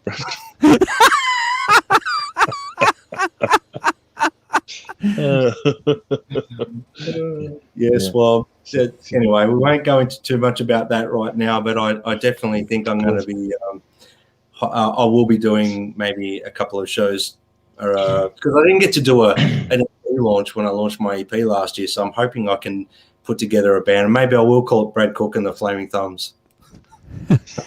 Hey, just quickly though, before we get on to side 2, let's talk more off air about a Univibe, because I've never played one, and you know, so yeah, I think that's I've got to check it out, so we can talk off air. You need one. And and yeah, if you got a Strat, yeah, in my opinion, if you own a Strat, you need to own a Univibe style pedal. That's okay. Yeah. Okay. Okay. Cool. We'll talk. I think I'd get on a lot better with that than I would a fuzz pedal. I'm not a fan of fuzz. honestly, Apparently, the Strat and fuzz is supposed to be a thing. If I was Desert Island and they said you can take one pedal with you, I'd be taking either a Univibe or a wah. That's what I'd take. Yeah. It'd be hard. I'd have to flip a coin. Okay. Yeah. Cool. Fantastic. Thank you very much. That was really interesting. Really good. Side 2, Simon. Side 2. I think certainly the third classic song on this album was "Two Rolling Stoned," which is the longest song on the album. It's a classic guitar sort of throw out with Trower playing his chugga chugga opening riff, and the descending thing. Dewar singing up a storm, and then Trower really letting loose, playing a lengthy and incredible solo before the song seemed to shut down. Instead, they return, playing a slow ploughing blues that features Dewar singing "Two Rolling Stoned" over and over again, until Trower launches into a slow solo that is pure bliss and goes on for a long time. Well done. And you can tell this is like, jamming it out at the end. It's I think it's as I say, one of Trower's classic tracks. And I'm giving this a 10 out of 10. I think it's never a skip. It's such a great opening to side 2 as well. That kind of extended song, but it all really fits, really works. Really great wah-wah guitar, and great soloing as well. So that great funky riff to go with it. So I'm a 10 out of 10 man on this. It's one of the classics. Yeah, Two Rolling Stones. I think at one point in our lives we've all been too Rolling Stoned. you know, at one point in our life. So we can all relate to this song. It's got a cool intro line. Always love the wah playing on this track. The vocals, they're strong. The bass and drums are cooking. First song I really identified some BVs in, I'll be honest with you. I don't think I've heard any backing vocals at all until this song. Maybe I'd have to go back and be corrected, but No, killer tones and playing on the guitar. Solo to me, Dolly Dagger vibes. If you're familiar with Hendrix's Dolly Dagger song, if not, go and have a listen. I'll go listen. I'm not sure I can pull myself away from all the Hendrix comparisons at times with this, but there's no big deal there. So I love Hendrix, so I'm a big fan. So regardless, that's great for me. I like those comparisons. The outro is the best part for me. I love the trills. I love the blues overtones. The singing's great. They could jam out for hours on this riff. Sounds like a live take. If you sort of, it doesn't sound like they've gone in and really just given this too much thought. They've press recorded and played live, I think. And for that energy that they've got on the track, so I gave it 10 out of 10 as well. I do encourage everyone to go and look at some live versions of this song because there's some stellar playing on the live versions as well. And not too far away from this, by the way. Like the extended parts are phenomenal. Andrew. Yeah. Oh, look, I've mentioned it before, guys. You know, I first discovered Robin through the live album, and this is the first track on that live album. I'll be right. And it blew me away. It's nothing short of a masterpiece, in my opinion. Again, I'm not going to argue with you, Brad. The Jimi Hendrix Three Kings vibe, you know, via Hendrix is solid through this. It's remarkable. And I'm going to repeat myself. I remember conversations over the years with a lot of guys, a lot of music fans, a lot of blues fans and guitar players. You know, the white Hendrix, you know, and it's a term that guitar players gave to Robin fondly and, you know, with reverence, you know, and it's well deserved, you know, the white Hendrix. It's just remarkable how influential Hendrix was on guys. And, you know, I think Alan mentioned it 4 years after Jimmy's passing. You know, we've got Robin with this album, so must have had a huge impact on Robin. Just you know, we can't underestimate his influence. Dolly Dagger, absolutely. It's 20 out of 10 for me. I love this song. I have a personal connection to this song. I love it. Go and check out the live album. I know we're rating this album, but you guys need to go and check out, if you haven't, Robin Trower live, released in '76. It's just phenomenal. Yeah. Mandatory song for British blues. Mandatory. If you're still listening to us at this point, you really need to go and listen to that live version. Or find a live version on YouTube and go and have a listen to it. Yeah, definitely one of the highlights of the concert when I saw him was Two Rolling Stone. Absolutely, you know, bona fide classic, if you ask me. And you're right, in that kind of British blues thing, it's got to be in there, isn't it? You know. Oh, big time, Simon. Yeah. I gave it 20 out of 10 too, Simon. 20 out of 10. Oh, a Brad score. Yeah. Yeah. Another Brad score. Morning, Gussie Wells. How you doing? Hope you're good. It's yeah. So excellent. So the next song, About to Begin, is another slow one, another slower song. Yeah. It's kind of I mean, it has, you know, fade in with cymbals and delicate chords and bass playing, and solo over the top, and some singing over gentle chords, and some sort of almost crooning. You know, close your eyes, it's about to begin is almost a kind of crooning thing, and a gentle melodic solo over the verse chords. It's not. I mean, I'd probably give this a 7 out of 10. It's not my favorite thing. It's 7 out of 10. I wouldn't skip it though, but yeah, I'm going to give it. I think it's, I think maybe it doesn't benefit from being following two Rolling Stones, which is really difficult. And maybe they tried a bit too hard not to follow two Rolling Stones with something else. But I think, it's kind of it's fine, but it's a 7 out of 10 for me. No problem. Yeah. Well, for me, the fading lends to a possible jam that extended into a song for me. That's what I'm picturing when I started this song. I'm thinking, well, maybe they kept this going and they made a song out of it. Maybe it was instrumental. They got to the end and put some vocals on it later or something. I'm not sure, but to me, that's how it sounds. Some beautiful playing and overdub guitars on it as well. The vocals are really strong. The band is understated, and the drummer stays on the ride cymbal for quite a bit of the song. Which is a unique thing for a drummer, because sometimes they don't like to sit on a ride the whole song. But it does have an effect because it gives you that open, breezy, laid back feel instead of hi-hats, drive, cymbals, like the ride kind of sits it back there, which is nice. Some delicate wah playing and lead licks.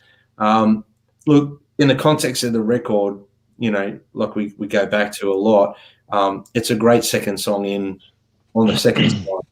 And I'll give it 7 out of 10 as well. I can't give it more than 7 because of the way I've rated the other songs. So, but it's still a great song, and there's no reason why it shouldn't be an 8 or a 9 either. So, but I'm just putting in comparison for the album of the rest of the songs. Yeah, well, we're on par, guys, because I've given this a 7 out of 10, and I've got unfinished song with a question mark, maybe. The point that you made, Brad, about it being part of a jam, or an intro into a jam, or the ending of a jam, kind of puts it into perspective. I think it's a song that they didn't think too much about when I listened to it. It's definitely, Simon, definitely a song after two Rolling Stones. We've been doing these shows long enough now to know that if you're going to put 4 songs together that are great songs, well, they got to be 4 great songs, But if you've identified 1 or 2 songs on a side that are great, and the other songs, may not be, well, then you've got to work out how you're going to do that. And again, it's a credit to the band and to the production team to go through that. I love the fact that we talk about that, because that's an important part of the album listening process. Brad said it earlier, go and listen to this album. If you're a guitar player, you've got to. And I just want to repeat one point before I hand it over to Simon. We're not knocking this album. This album is instrumental and a key for guitar players and vocalists, blues vocalists. Let's be clear there. You can be gentle and sing with accompany a gentle guitar song, an acoustic song. A lot of guys can't do that. A lot of guys are rockers and can only rock out, So Jimmy clearly has the ability to be able to do both. I've given it 7 out of 10 too. And it's never a skip. There's no skips on this album for me. No, that's right. No. And I think it's interesting about when we do all these albums from the early 70s, late 60s, that we're not really skipping tracks, are we? We might not give them like massive, there are 1 or 2, but for the most part, you can see that they've put together an album, and they put together the 4 songs aside and worked out how they fit together best to give them the best chance of shining. And I think it's and that's reflected in us saying, well, we might only give it a 7, but actually we're not going to skip it because it's part of that side and part of the ebb and flow of how the record starts. So that's interesting. Blimey, it's what's deja vu? Blimey, wow. Where's Deja Voodoo? Where's that from? I don't know, Nick Savagny at all. Oh, one of Brad's Savagny? mates. You one of Brad's mates, is he? I think there was One of Brad's mates. I think it comes from a comment earlier I just saw a second ago about, is it a maple cap fingerboard, by the way, on my guitar? It's not a maple. No, it's a maple. Solid maple? Maple neck with a skunk stripe. Skunk, yeah.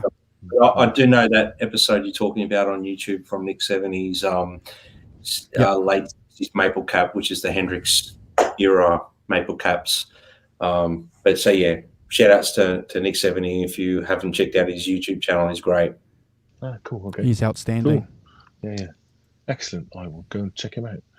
So, okay. The next song is A Little Bit of Sympathy, which is it? Oh, no, wait a minute. What have I gone past? Lady Love. Lady Love. I'm moving on too fast. So starts off with cowbell. Never a bad thing. More cowbell. And then a great guitar riff and funky bass. It's got really impassioned, soulful singing that I really like. It's really good. And driven guitar chords. And, you know, it's got the Univibe guitar solo, which is great. I mean, both of them, and an impassioned solo playing at the end, which is great, and really lifts the song, I think, you know. And yeah, I kind of, you know, you can see, you know, that how the flow of the song is. You know, you put About to Begin, then you follow it up with a much stronger song. You know, gives it in a good light, which is so I'm giving this a 9 out of 10, and I'm not skipping it as a song. I really like it, and it's, you know, again, I'll put in a vote for. It's only 3 minutes 20 long, you know, so pack a lot in 3 minutes, and kind of I'm quite happy if people leave you wanting more, rather than stretching out to 5 minutes, you know. I think that's never a bad thing. So it gets a point for that at least. So really good from my point of view. Yeah. Well, Lady Love. It's a bit of a rocker for the second last song. Pretty cool. Love the riff. The drumming's really cool. Bass is moving around, but holding it down. Yep. It's really tight. Vocals are right on top of the mix in this song. As opposed to some of the earlier mixes. That's one thing that stood out to me. I you know, coming from my background, I hear these sort of things. I don't know if they stand out or not to other people, but I notice the vocals are right on top of the mix. Interesting solo. There's lots of space and great use of effects as well. Outro solo playing is the highlight for me, and a great second last song. And I've given it 8.5 out of 10, just in sort of continuity of how I've rated the other songs. But yeah, great song. And yeah, the cowbell thing at the start. At first I wasn't sure if it was cowbell. I thought it might have been the side of a cymbal stand, because it doesn't really have the cowbell clonk, you know what I mean? But there's so many different styles of cowbell, so, you know. Oh, I don't know how much I've heard it, you know, as far as I'm concerned, that's cowbell. That's the classic sound of cowbell. I think it is a cowbell. Yeah, I think it is. Yeah. It might be how they recorded it, you know. Yeah. Is that really your mum? No. Cook's mum. Dins will be ready. Oh dear. Who? Okay, it might be somebody we know. Okay, we'll find Possibly. Don't give him. Yeah, look, I've got this. This is a song I think that's been worked in the studio clearly. A good example of the bass and the drums working together. Not my favourite song, guys. You know, yeah. Look, it's a rocker. In the context of the album, it's fantastic. I've given it a 7 out of 10. Yeah, not my favourite song. No, that's fair enough. Yeah. It was Warren. See? Of course it was Warren. It's Yes, great Manzini. Don't ban him. Don't. no, because we're all friends here. Fortunately, yeah. Only your hosts can get banned. Yeah. He wants his Strat back, Brad. Hey, I should have Give used him this. Strat for the demonstration. I should have used. You should have. You should have used his Strat. Pissed him off more. Except it's not the right one. Oh dear. Anyway, wonderful. Well done, Warren. This is great stuff. So, on to the final song of the album, A Little Bit of Sympathy. So, a real album closer, this. I think it's a distorted riff, starts over the hi-hat taps, single note bass. I think that's the key to this thing, isn't it? It's kind of, for me, by far the most distorted guitar sound on the album. It's sort of I think keeping that surprise till last is not a bad idea. And I think that Dewar's impassioned singing really good. Keeping up that rock soul tradition, singing really well. Great solo from Trower over bass lines and drumming, and then a breakdown into the solo guitar, just light drumming. A little bit of sympathy singing, really gives it some dynamic, gives it some feel, and then into the sort of final impassioned solo at the end, which I think Mr. Trower kicks it off. Yes. Oh dear. So again, it's a 9 out of 10 for me. I think this is a really good finishing track, really strong, and worth its place on a damn good album. Yeah, great song to finish on. A little bit of sympathy, funky feel. I pick up on a funky as well. Great guitar tone. It's kind of got a stereo rig vibe to it too. If you have a listen, it's a unique tone compared to all the other guitar tones on the record. It actually sounds like it's running 2 rigs, like a stereo rig. I'm not sure. I could be wrong there. That's just to my naked ear, just listening to it like that. If Alan Garber was here, maybe he'd be able to clarify that. And if he watches this later, maybe he can clarify if he knows. Very moving bass line. Drums are great. I don't see this as much of a vocal song or a jam song to me. Like there's not a lot of lyrical content in the song. But needless to say, the vocals are great. The singing is great. The solo is leaning to the Hendrix and Cream Clapton era for me. I really like the percussion at the end. And again, vocals on this track for me were right on top of the mix as well, compared to the earlier tracks. So whether they change it, I don't know. We don't know these things. We'll never really know, I guess, but that's just in my ear. Song takes off at the end and highlights the power trio at work, in my opinion. Like it just highlights the power trio at work. This song in particular would sound killer on vinyl. I just listening to this going, if I was listening to this on vinyl, it would sound even better. Great way to end the album, and I gave it a 9 out of 10. Andrew. Yeah, I didn't know what the effect was, and I was looking forward to seeing what you guys had to offer. I've got a note here. Maybe it was something that they've done in the studio. I don't know. But Brad's saying it's 2 rigs, so that's interesting. Wow. So they would have had to.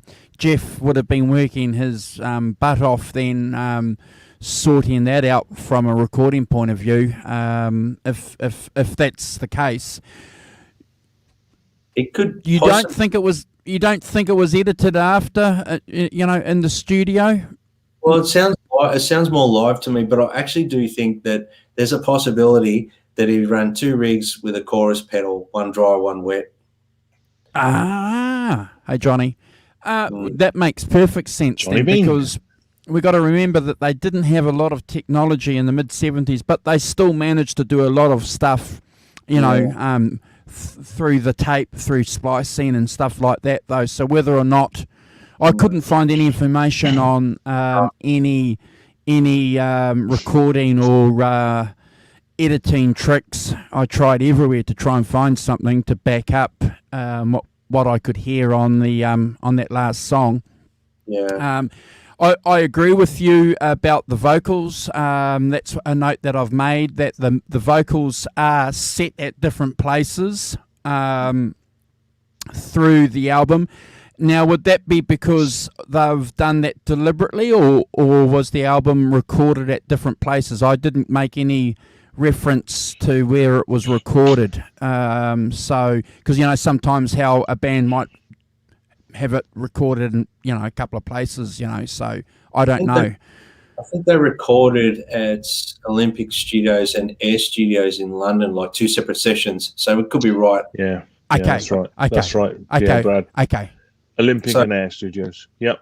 Okay. Well, that makes sense then, probably with the difference. But they would have liked that too on the playback. They would have thought that would have been interesting, you know, and you know, we've heard that before, even when we've done some of the Van Halen albums, you know, with David Lee Roth in particular. He's back in the mix, and some songs he's, you know, in the front. So, yeah, certainly Jimmy is doing a wonderful job here. The guitar solo is fantastic. I'm giving it a 10 out of 10 because I just think for nostalgia, guys, so give me 1 point or 2 points for that, because I think the album deserves its place in the pantheon of British electric blues albums, indeed rock and roll albums. It's a well-deserved place, and I think this song pretty well sums up the general vibe of the album pretty well. Yeah. 10 out of 10 is a good score for it, Andrew. And like I said, this song in particular would be great on vinyl, but the whole record would be. Imagine, I mean, that would be It definitely is on vinyl.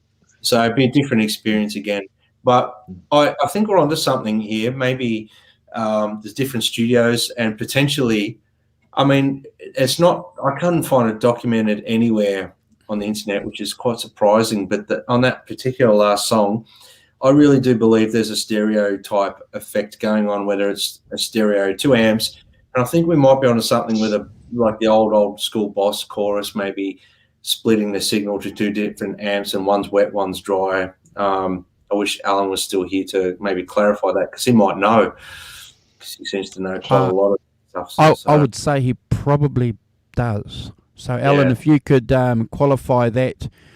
And we catch up on a couple of other places, so it might be a question, guys, that we can ask him. But if you can qualify that, Alan, with your experience being a Trower nut, that would be good. That would be good archaeology for the show. We've done our if we uncovered that and put that here, we would have done our job, gentlemen. Well, it's to my ear, I hear that, so. No, maybe. Yeah. Did Brad? Is this quite an early use of stereo rigs? If we're going down the stereo rig, it potentially could be. I believe that there was bands like doing splitters to two separate recordings, but it's got more of a chorusy effect on it, so it could be a phasing issue between the two amps. Or it could be the way that but it doesn't sound like phasing to me. It sounds like a chorus effect. And I do, you know, I mean, why wouldn't you, if you had 2 Marshall rigs side by side and you had a chorus pedal and you had 2 mics up and they go, right, let's record your guitar, give it a go. Why wouldn't you? I would. So, yeah, absolutely. Honestly, my point is, I mean, when I record in the studio, I use 2 Marshalls and I go stereo and I do the similar thing, but I EQ them slightly different as well. So, but yeah, that's just to my ear, I'm hearing a stereo guitar tone, and I do believe it. If it wasn't a chorus, would it have been a uni-vibe tuned to one then? Because you know how he's using a uni-vibe right through the album. So one rig with the uni-vibe and the other dry? Well, that's potentially, but you can't split from a univibe to 2 amps. So the only thing that would be that there might have been a split pedal A-Being, so you can go A, B, or both at the same time. So, and one would be with the univibe on, one without, with a slow chorusing effect, really slow. Like if I was to turn the speed right down on the univibe, it would be like this filtered sort of chorusy effect. Right. So that's potentially too. So you might have brought something, there up that potentially is right too, Andrew. But to my ears, there was an early Boss chorus pedal. It was like a big pedal, and to my ears, it's got that tonality to it. Wow. Okay, I'm going to go and listen to it again. Yeah, me too. Yeah. I'm going to go and listen to that as well. Interesting. Yeah. So that anyway, we're throwing a cat amongst the pigeons here, amongst the guitar. We're going to be going into it, but I like that. I'd like to clarify if someone could correct it or confirm it, or maybe to their ears go, yeah, that sounds about right. So. I'll flick Alan a message and ask him and see if he knows, and we'll take it up. Cool. Yeah. We may have heard something. Yeah. It'll be fun if we're really good. Yeah. Good ears, Brad. You clearly. Well, I mean, to me, when I listen to guitar tones on records, I'm listening to like stuff. Yeah. Like that. Like I want to hear how they've done it, and it sort of stands out to me if there's something slightly different. It's like, okay, how they're getting that, I want to know. But it sounds classic. I mean, it's a completely different guitar and a completely different rig. But if you listen to Zakk Wylde, for example, when he's using 2 rigs with a chorus pedal, one wet, one dry, it's got that similar sort of vibe to me with a Strat, 2 old Marshalls, and an old chorus pedal. That's what it's sort of. Yeah.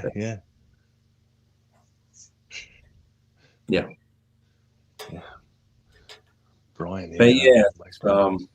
But that's a record, guys, and thanks, Owen, for grabbing. I think it's that it's my thinking behind it was I remember this listening to him, being really impressed by this album, going to see him live and stuff like that, and also I think as a British blues singer, at some point we have to dig a bit deeper into bands and people that were doing stuff that not maybe most of the guys in the chat seem to be well au fait with Robin Trower, which is brilliant, but I feel like you don't hear any of the tracks we've discussed on the radio. I mean, that's certainly not in the UK. So Robin Trower is long gone in terms of radio play and stuff like that. So I think it's Robin fun Trower isn't even on New Zealand radio, Simon. No. Robin Trower has never been on New Zealand radio. No. Never really been on Australian radio either. No. Hey, Johnny Bean, I just saw you in the chat. Mm-hmm. No, and that's right. And I think that it's that it's a good point. It doesn't get played on the radio and stuff like that, and a lot of people may have missed it. And then this is a really great album, and worth checking out if you're into that kind of 70s British blues sort of thing. Then rock sing, then absolutely that should be in there because it's it's got some fantastic tracks on it. And I'm really if you like Hendrix, then you should probably listen to this record. Yeah, definitely, yeah. Hand in glove, seamless, dovetail. It, they balance each other out fantastically, and it was remarkable when I listened to it the first time, and it's even remarkable the last week listening to it. Yeah. I can't escape it, and I don't see that as a negative thing. I see that as just that. A legacy. It's a legacy thing. It's a stepping stone. It's a building. It's I don't see it as a negative. Oh, definitely. No. Definitely. No, definitely. Who's picking the album for next Sunday? Is it you, Brad? No, I thought it was your turn, Andrew, because I did Ocean Boulevard, 461 Ocean Boulevard. Yeah. It's your turn. Okay, Mr. guys. You'll have to bear with me then. I haven't given it any thought, guys. I will have something for you. So that means then, if you guys haven't already done this, you need to check out and subscribe there to Brad on Instagram, Brad Cook Music. Mm-hmm. And remember, we want to get Simon using his Instagram, and there's Simon there. Simon Williams 33 at Instagram. Sub to Simon. Guys, when I make a decision and think about it, I'll let you guys know, and we'll put it on the Instagram, the album that we're doing. I'm sorry, I've been a little bit slack. So I'm going to go live with Brad in a couple of days' time with the Rev to talk about Ernie Ball Music Man guitars and other things. It's a bit of a fill-in for the 5150 show because we're not going live next week as per schedule because it's Easter. We're going live with Van Halen 2 Part 1. That's correct, Brad, isn't it? Van Halen 2 Part 1, because that's going to be 2 parts the following week. But if you keep in touch with Simon and or Brad, and there's Kurt there, check out Kurt too. Yes, Kurt 5150, because these guys here are always dealing information about our channel on their Instagram pages. Shameless plug, Andrew. We've got to do a shameless plug. Yeah. If you're watching this later at a later date, or you're here and you're not already subscribed, please jump on and subscribe. Hit the like button. But don't forget, we've got the contest coming up. The draw will be done in the next couple of weeks, Andrew. In the next couple of weeks, is it? We're going to pick a winner out of the recent subscribers who's going to be able to choose a T-shirt from the Van Halen store, a T-shirt of their choice, their size, their color, whatever you want. And, that's a giveaway from the channel to a lucky subscriber. So go and share, go and spread the word of how fantastic this channel is and how much you love Simon and Andrew and me a little bit. And the flaming the flaming thumb. Hey, the flaming thumb. Where's your YouTube channel at with subscriptions? 100. He's got 100 subscribers. Yeah, baby. I just looked now. I went to have a look while you were talking. It's like, I'm going to have a quick look. See if he got. Yeah, he's got 100 subscribers. What we're doing online, so thank you guys. Oh. Thank you. So every triumph is a triumph. All we have to do now is name Brad's channel. He's going to call it Brad Cook Music, but I think it should be Flaming Thumb. It should be the Flaming Thumb. Man. I'll call it in the Flaming Thumbs. See, even Deja Voodoo's got it right. Look at that. Look at that. Look. You see, look at that. Flaming Thumbs. Brilliant. Congratulations. Congratulations, brother. Thank you guys so much. I wouldn't be without all you guys, so thank Fabulous. you. I do sincerely mean that. Thank you so much. Yeah. Thank you so much. But yeah, we, obviously, we're all big part of a big happy family, including Johnny Bean and everyone else that jumps on here, Warren and Deja Voodoo and Arvin and everyone here, Brian Spalding. We've got to get you on at some point, Brian, to talk Brian on, experience. So that would be phenomenal if you're into it. That is, Flick us a message, Brian. Flick us a message. We'd love to get you on. I agree with you. My first taste of Robin was the live album, and going backwards to Bridge of Sighs, and it was just in 1995. So it wasn't that long ago. In the scheme of things. Well, I mentioned it in the chat a little bit earlier, Andrew, and I thought it'd be a really cool idea if the regulars that are here in the channel that are guitar players, if they got on and shared their choice of picks and stuff, and just the stuff we've been yabbering about in the chat there. It'd just be cool to bring them in on an unscheduled show, more win, and do that. Warren, what are you like? I don't know what Warren's up to. He's coming as Brad Cook's mum, and he's put, Brad, time to clean up your room and take out the rubbish. Well, you know what, Warren, I'm going to do something here. Look at this. Oh no!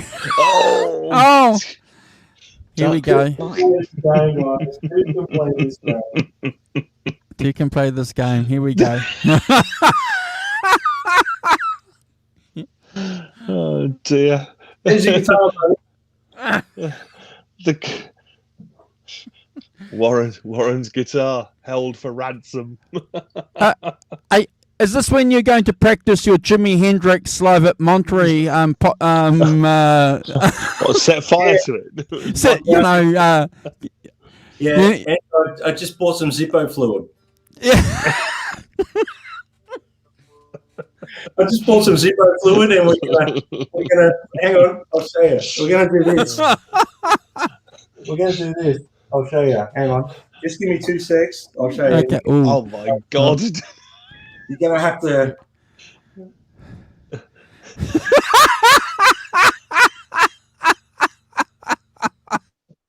Thumbnail at 2:15. That's wonderful.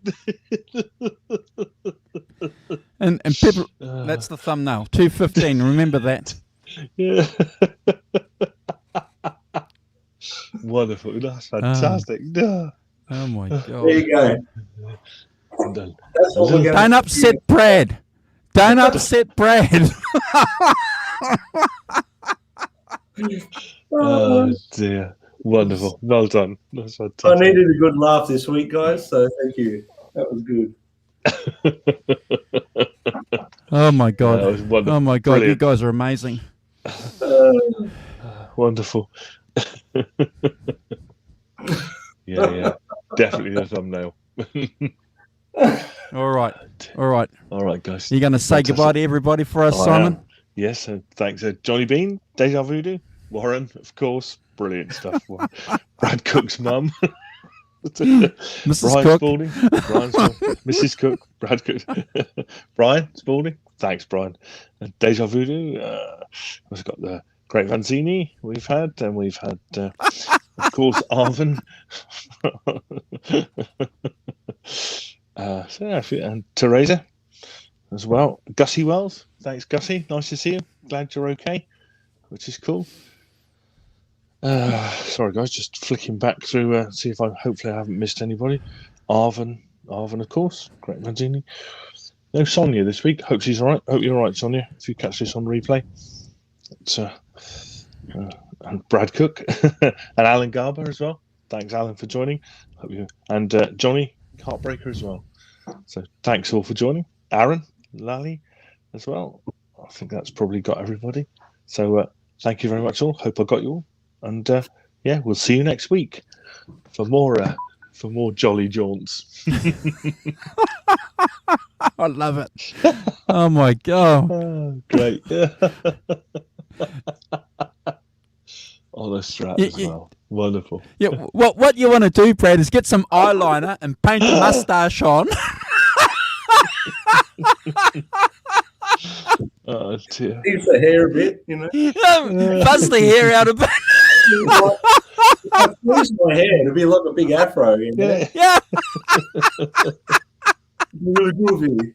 It's really groovy, yeah. Really, man. What's one thing? EG, what is it? Oh my I God. don't know. Oh.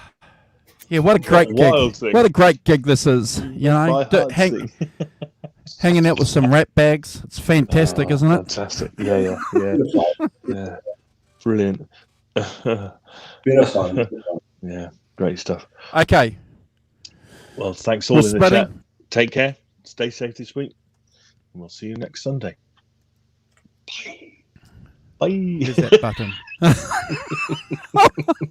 Hold on. See you, Jimmy.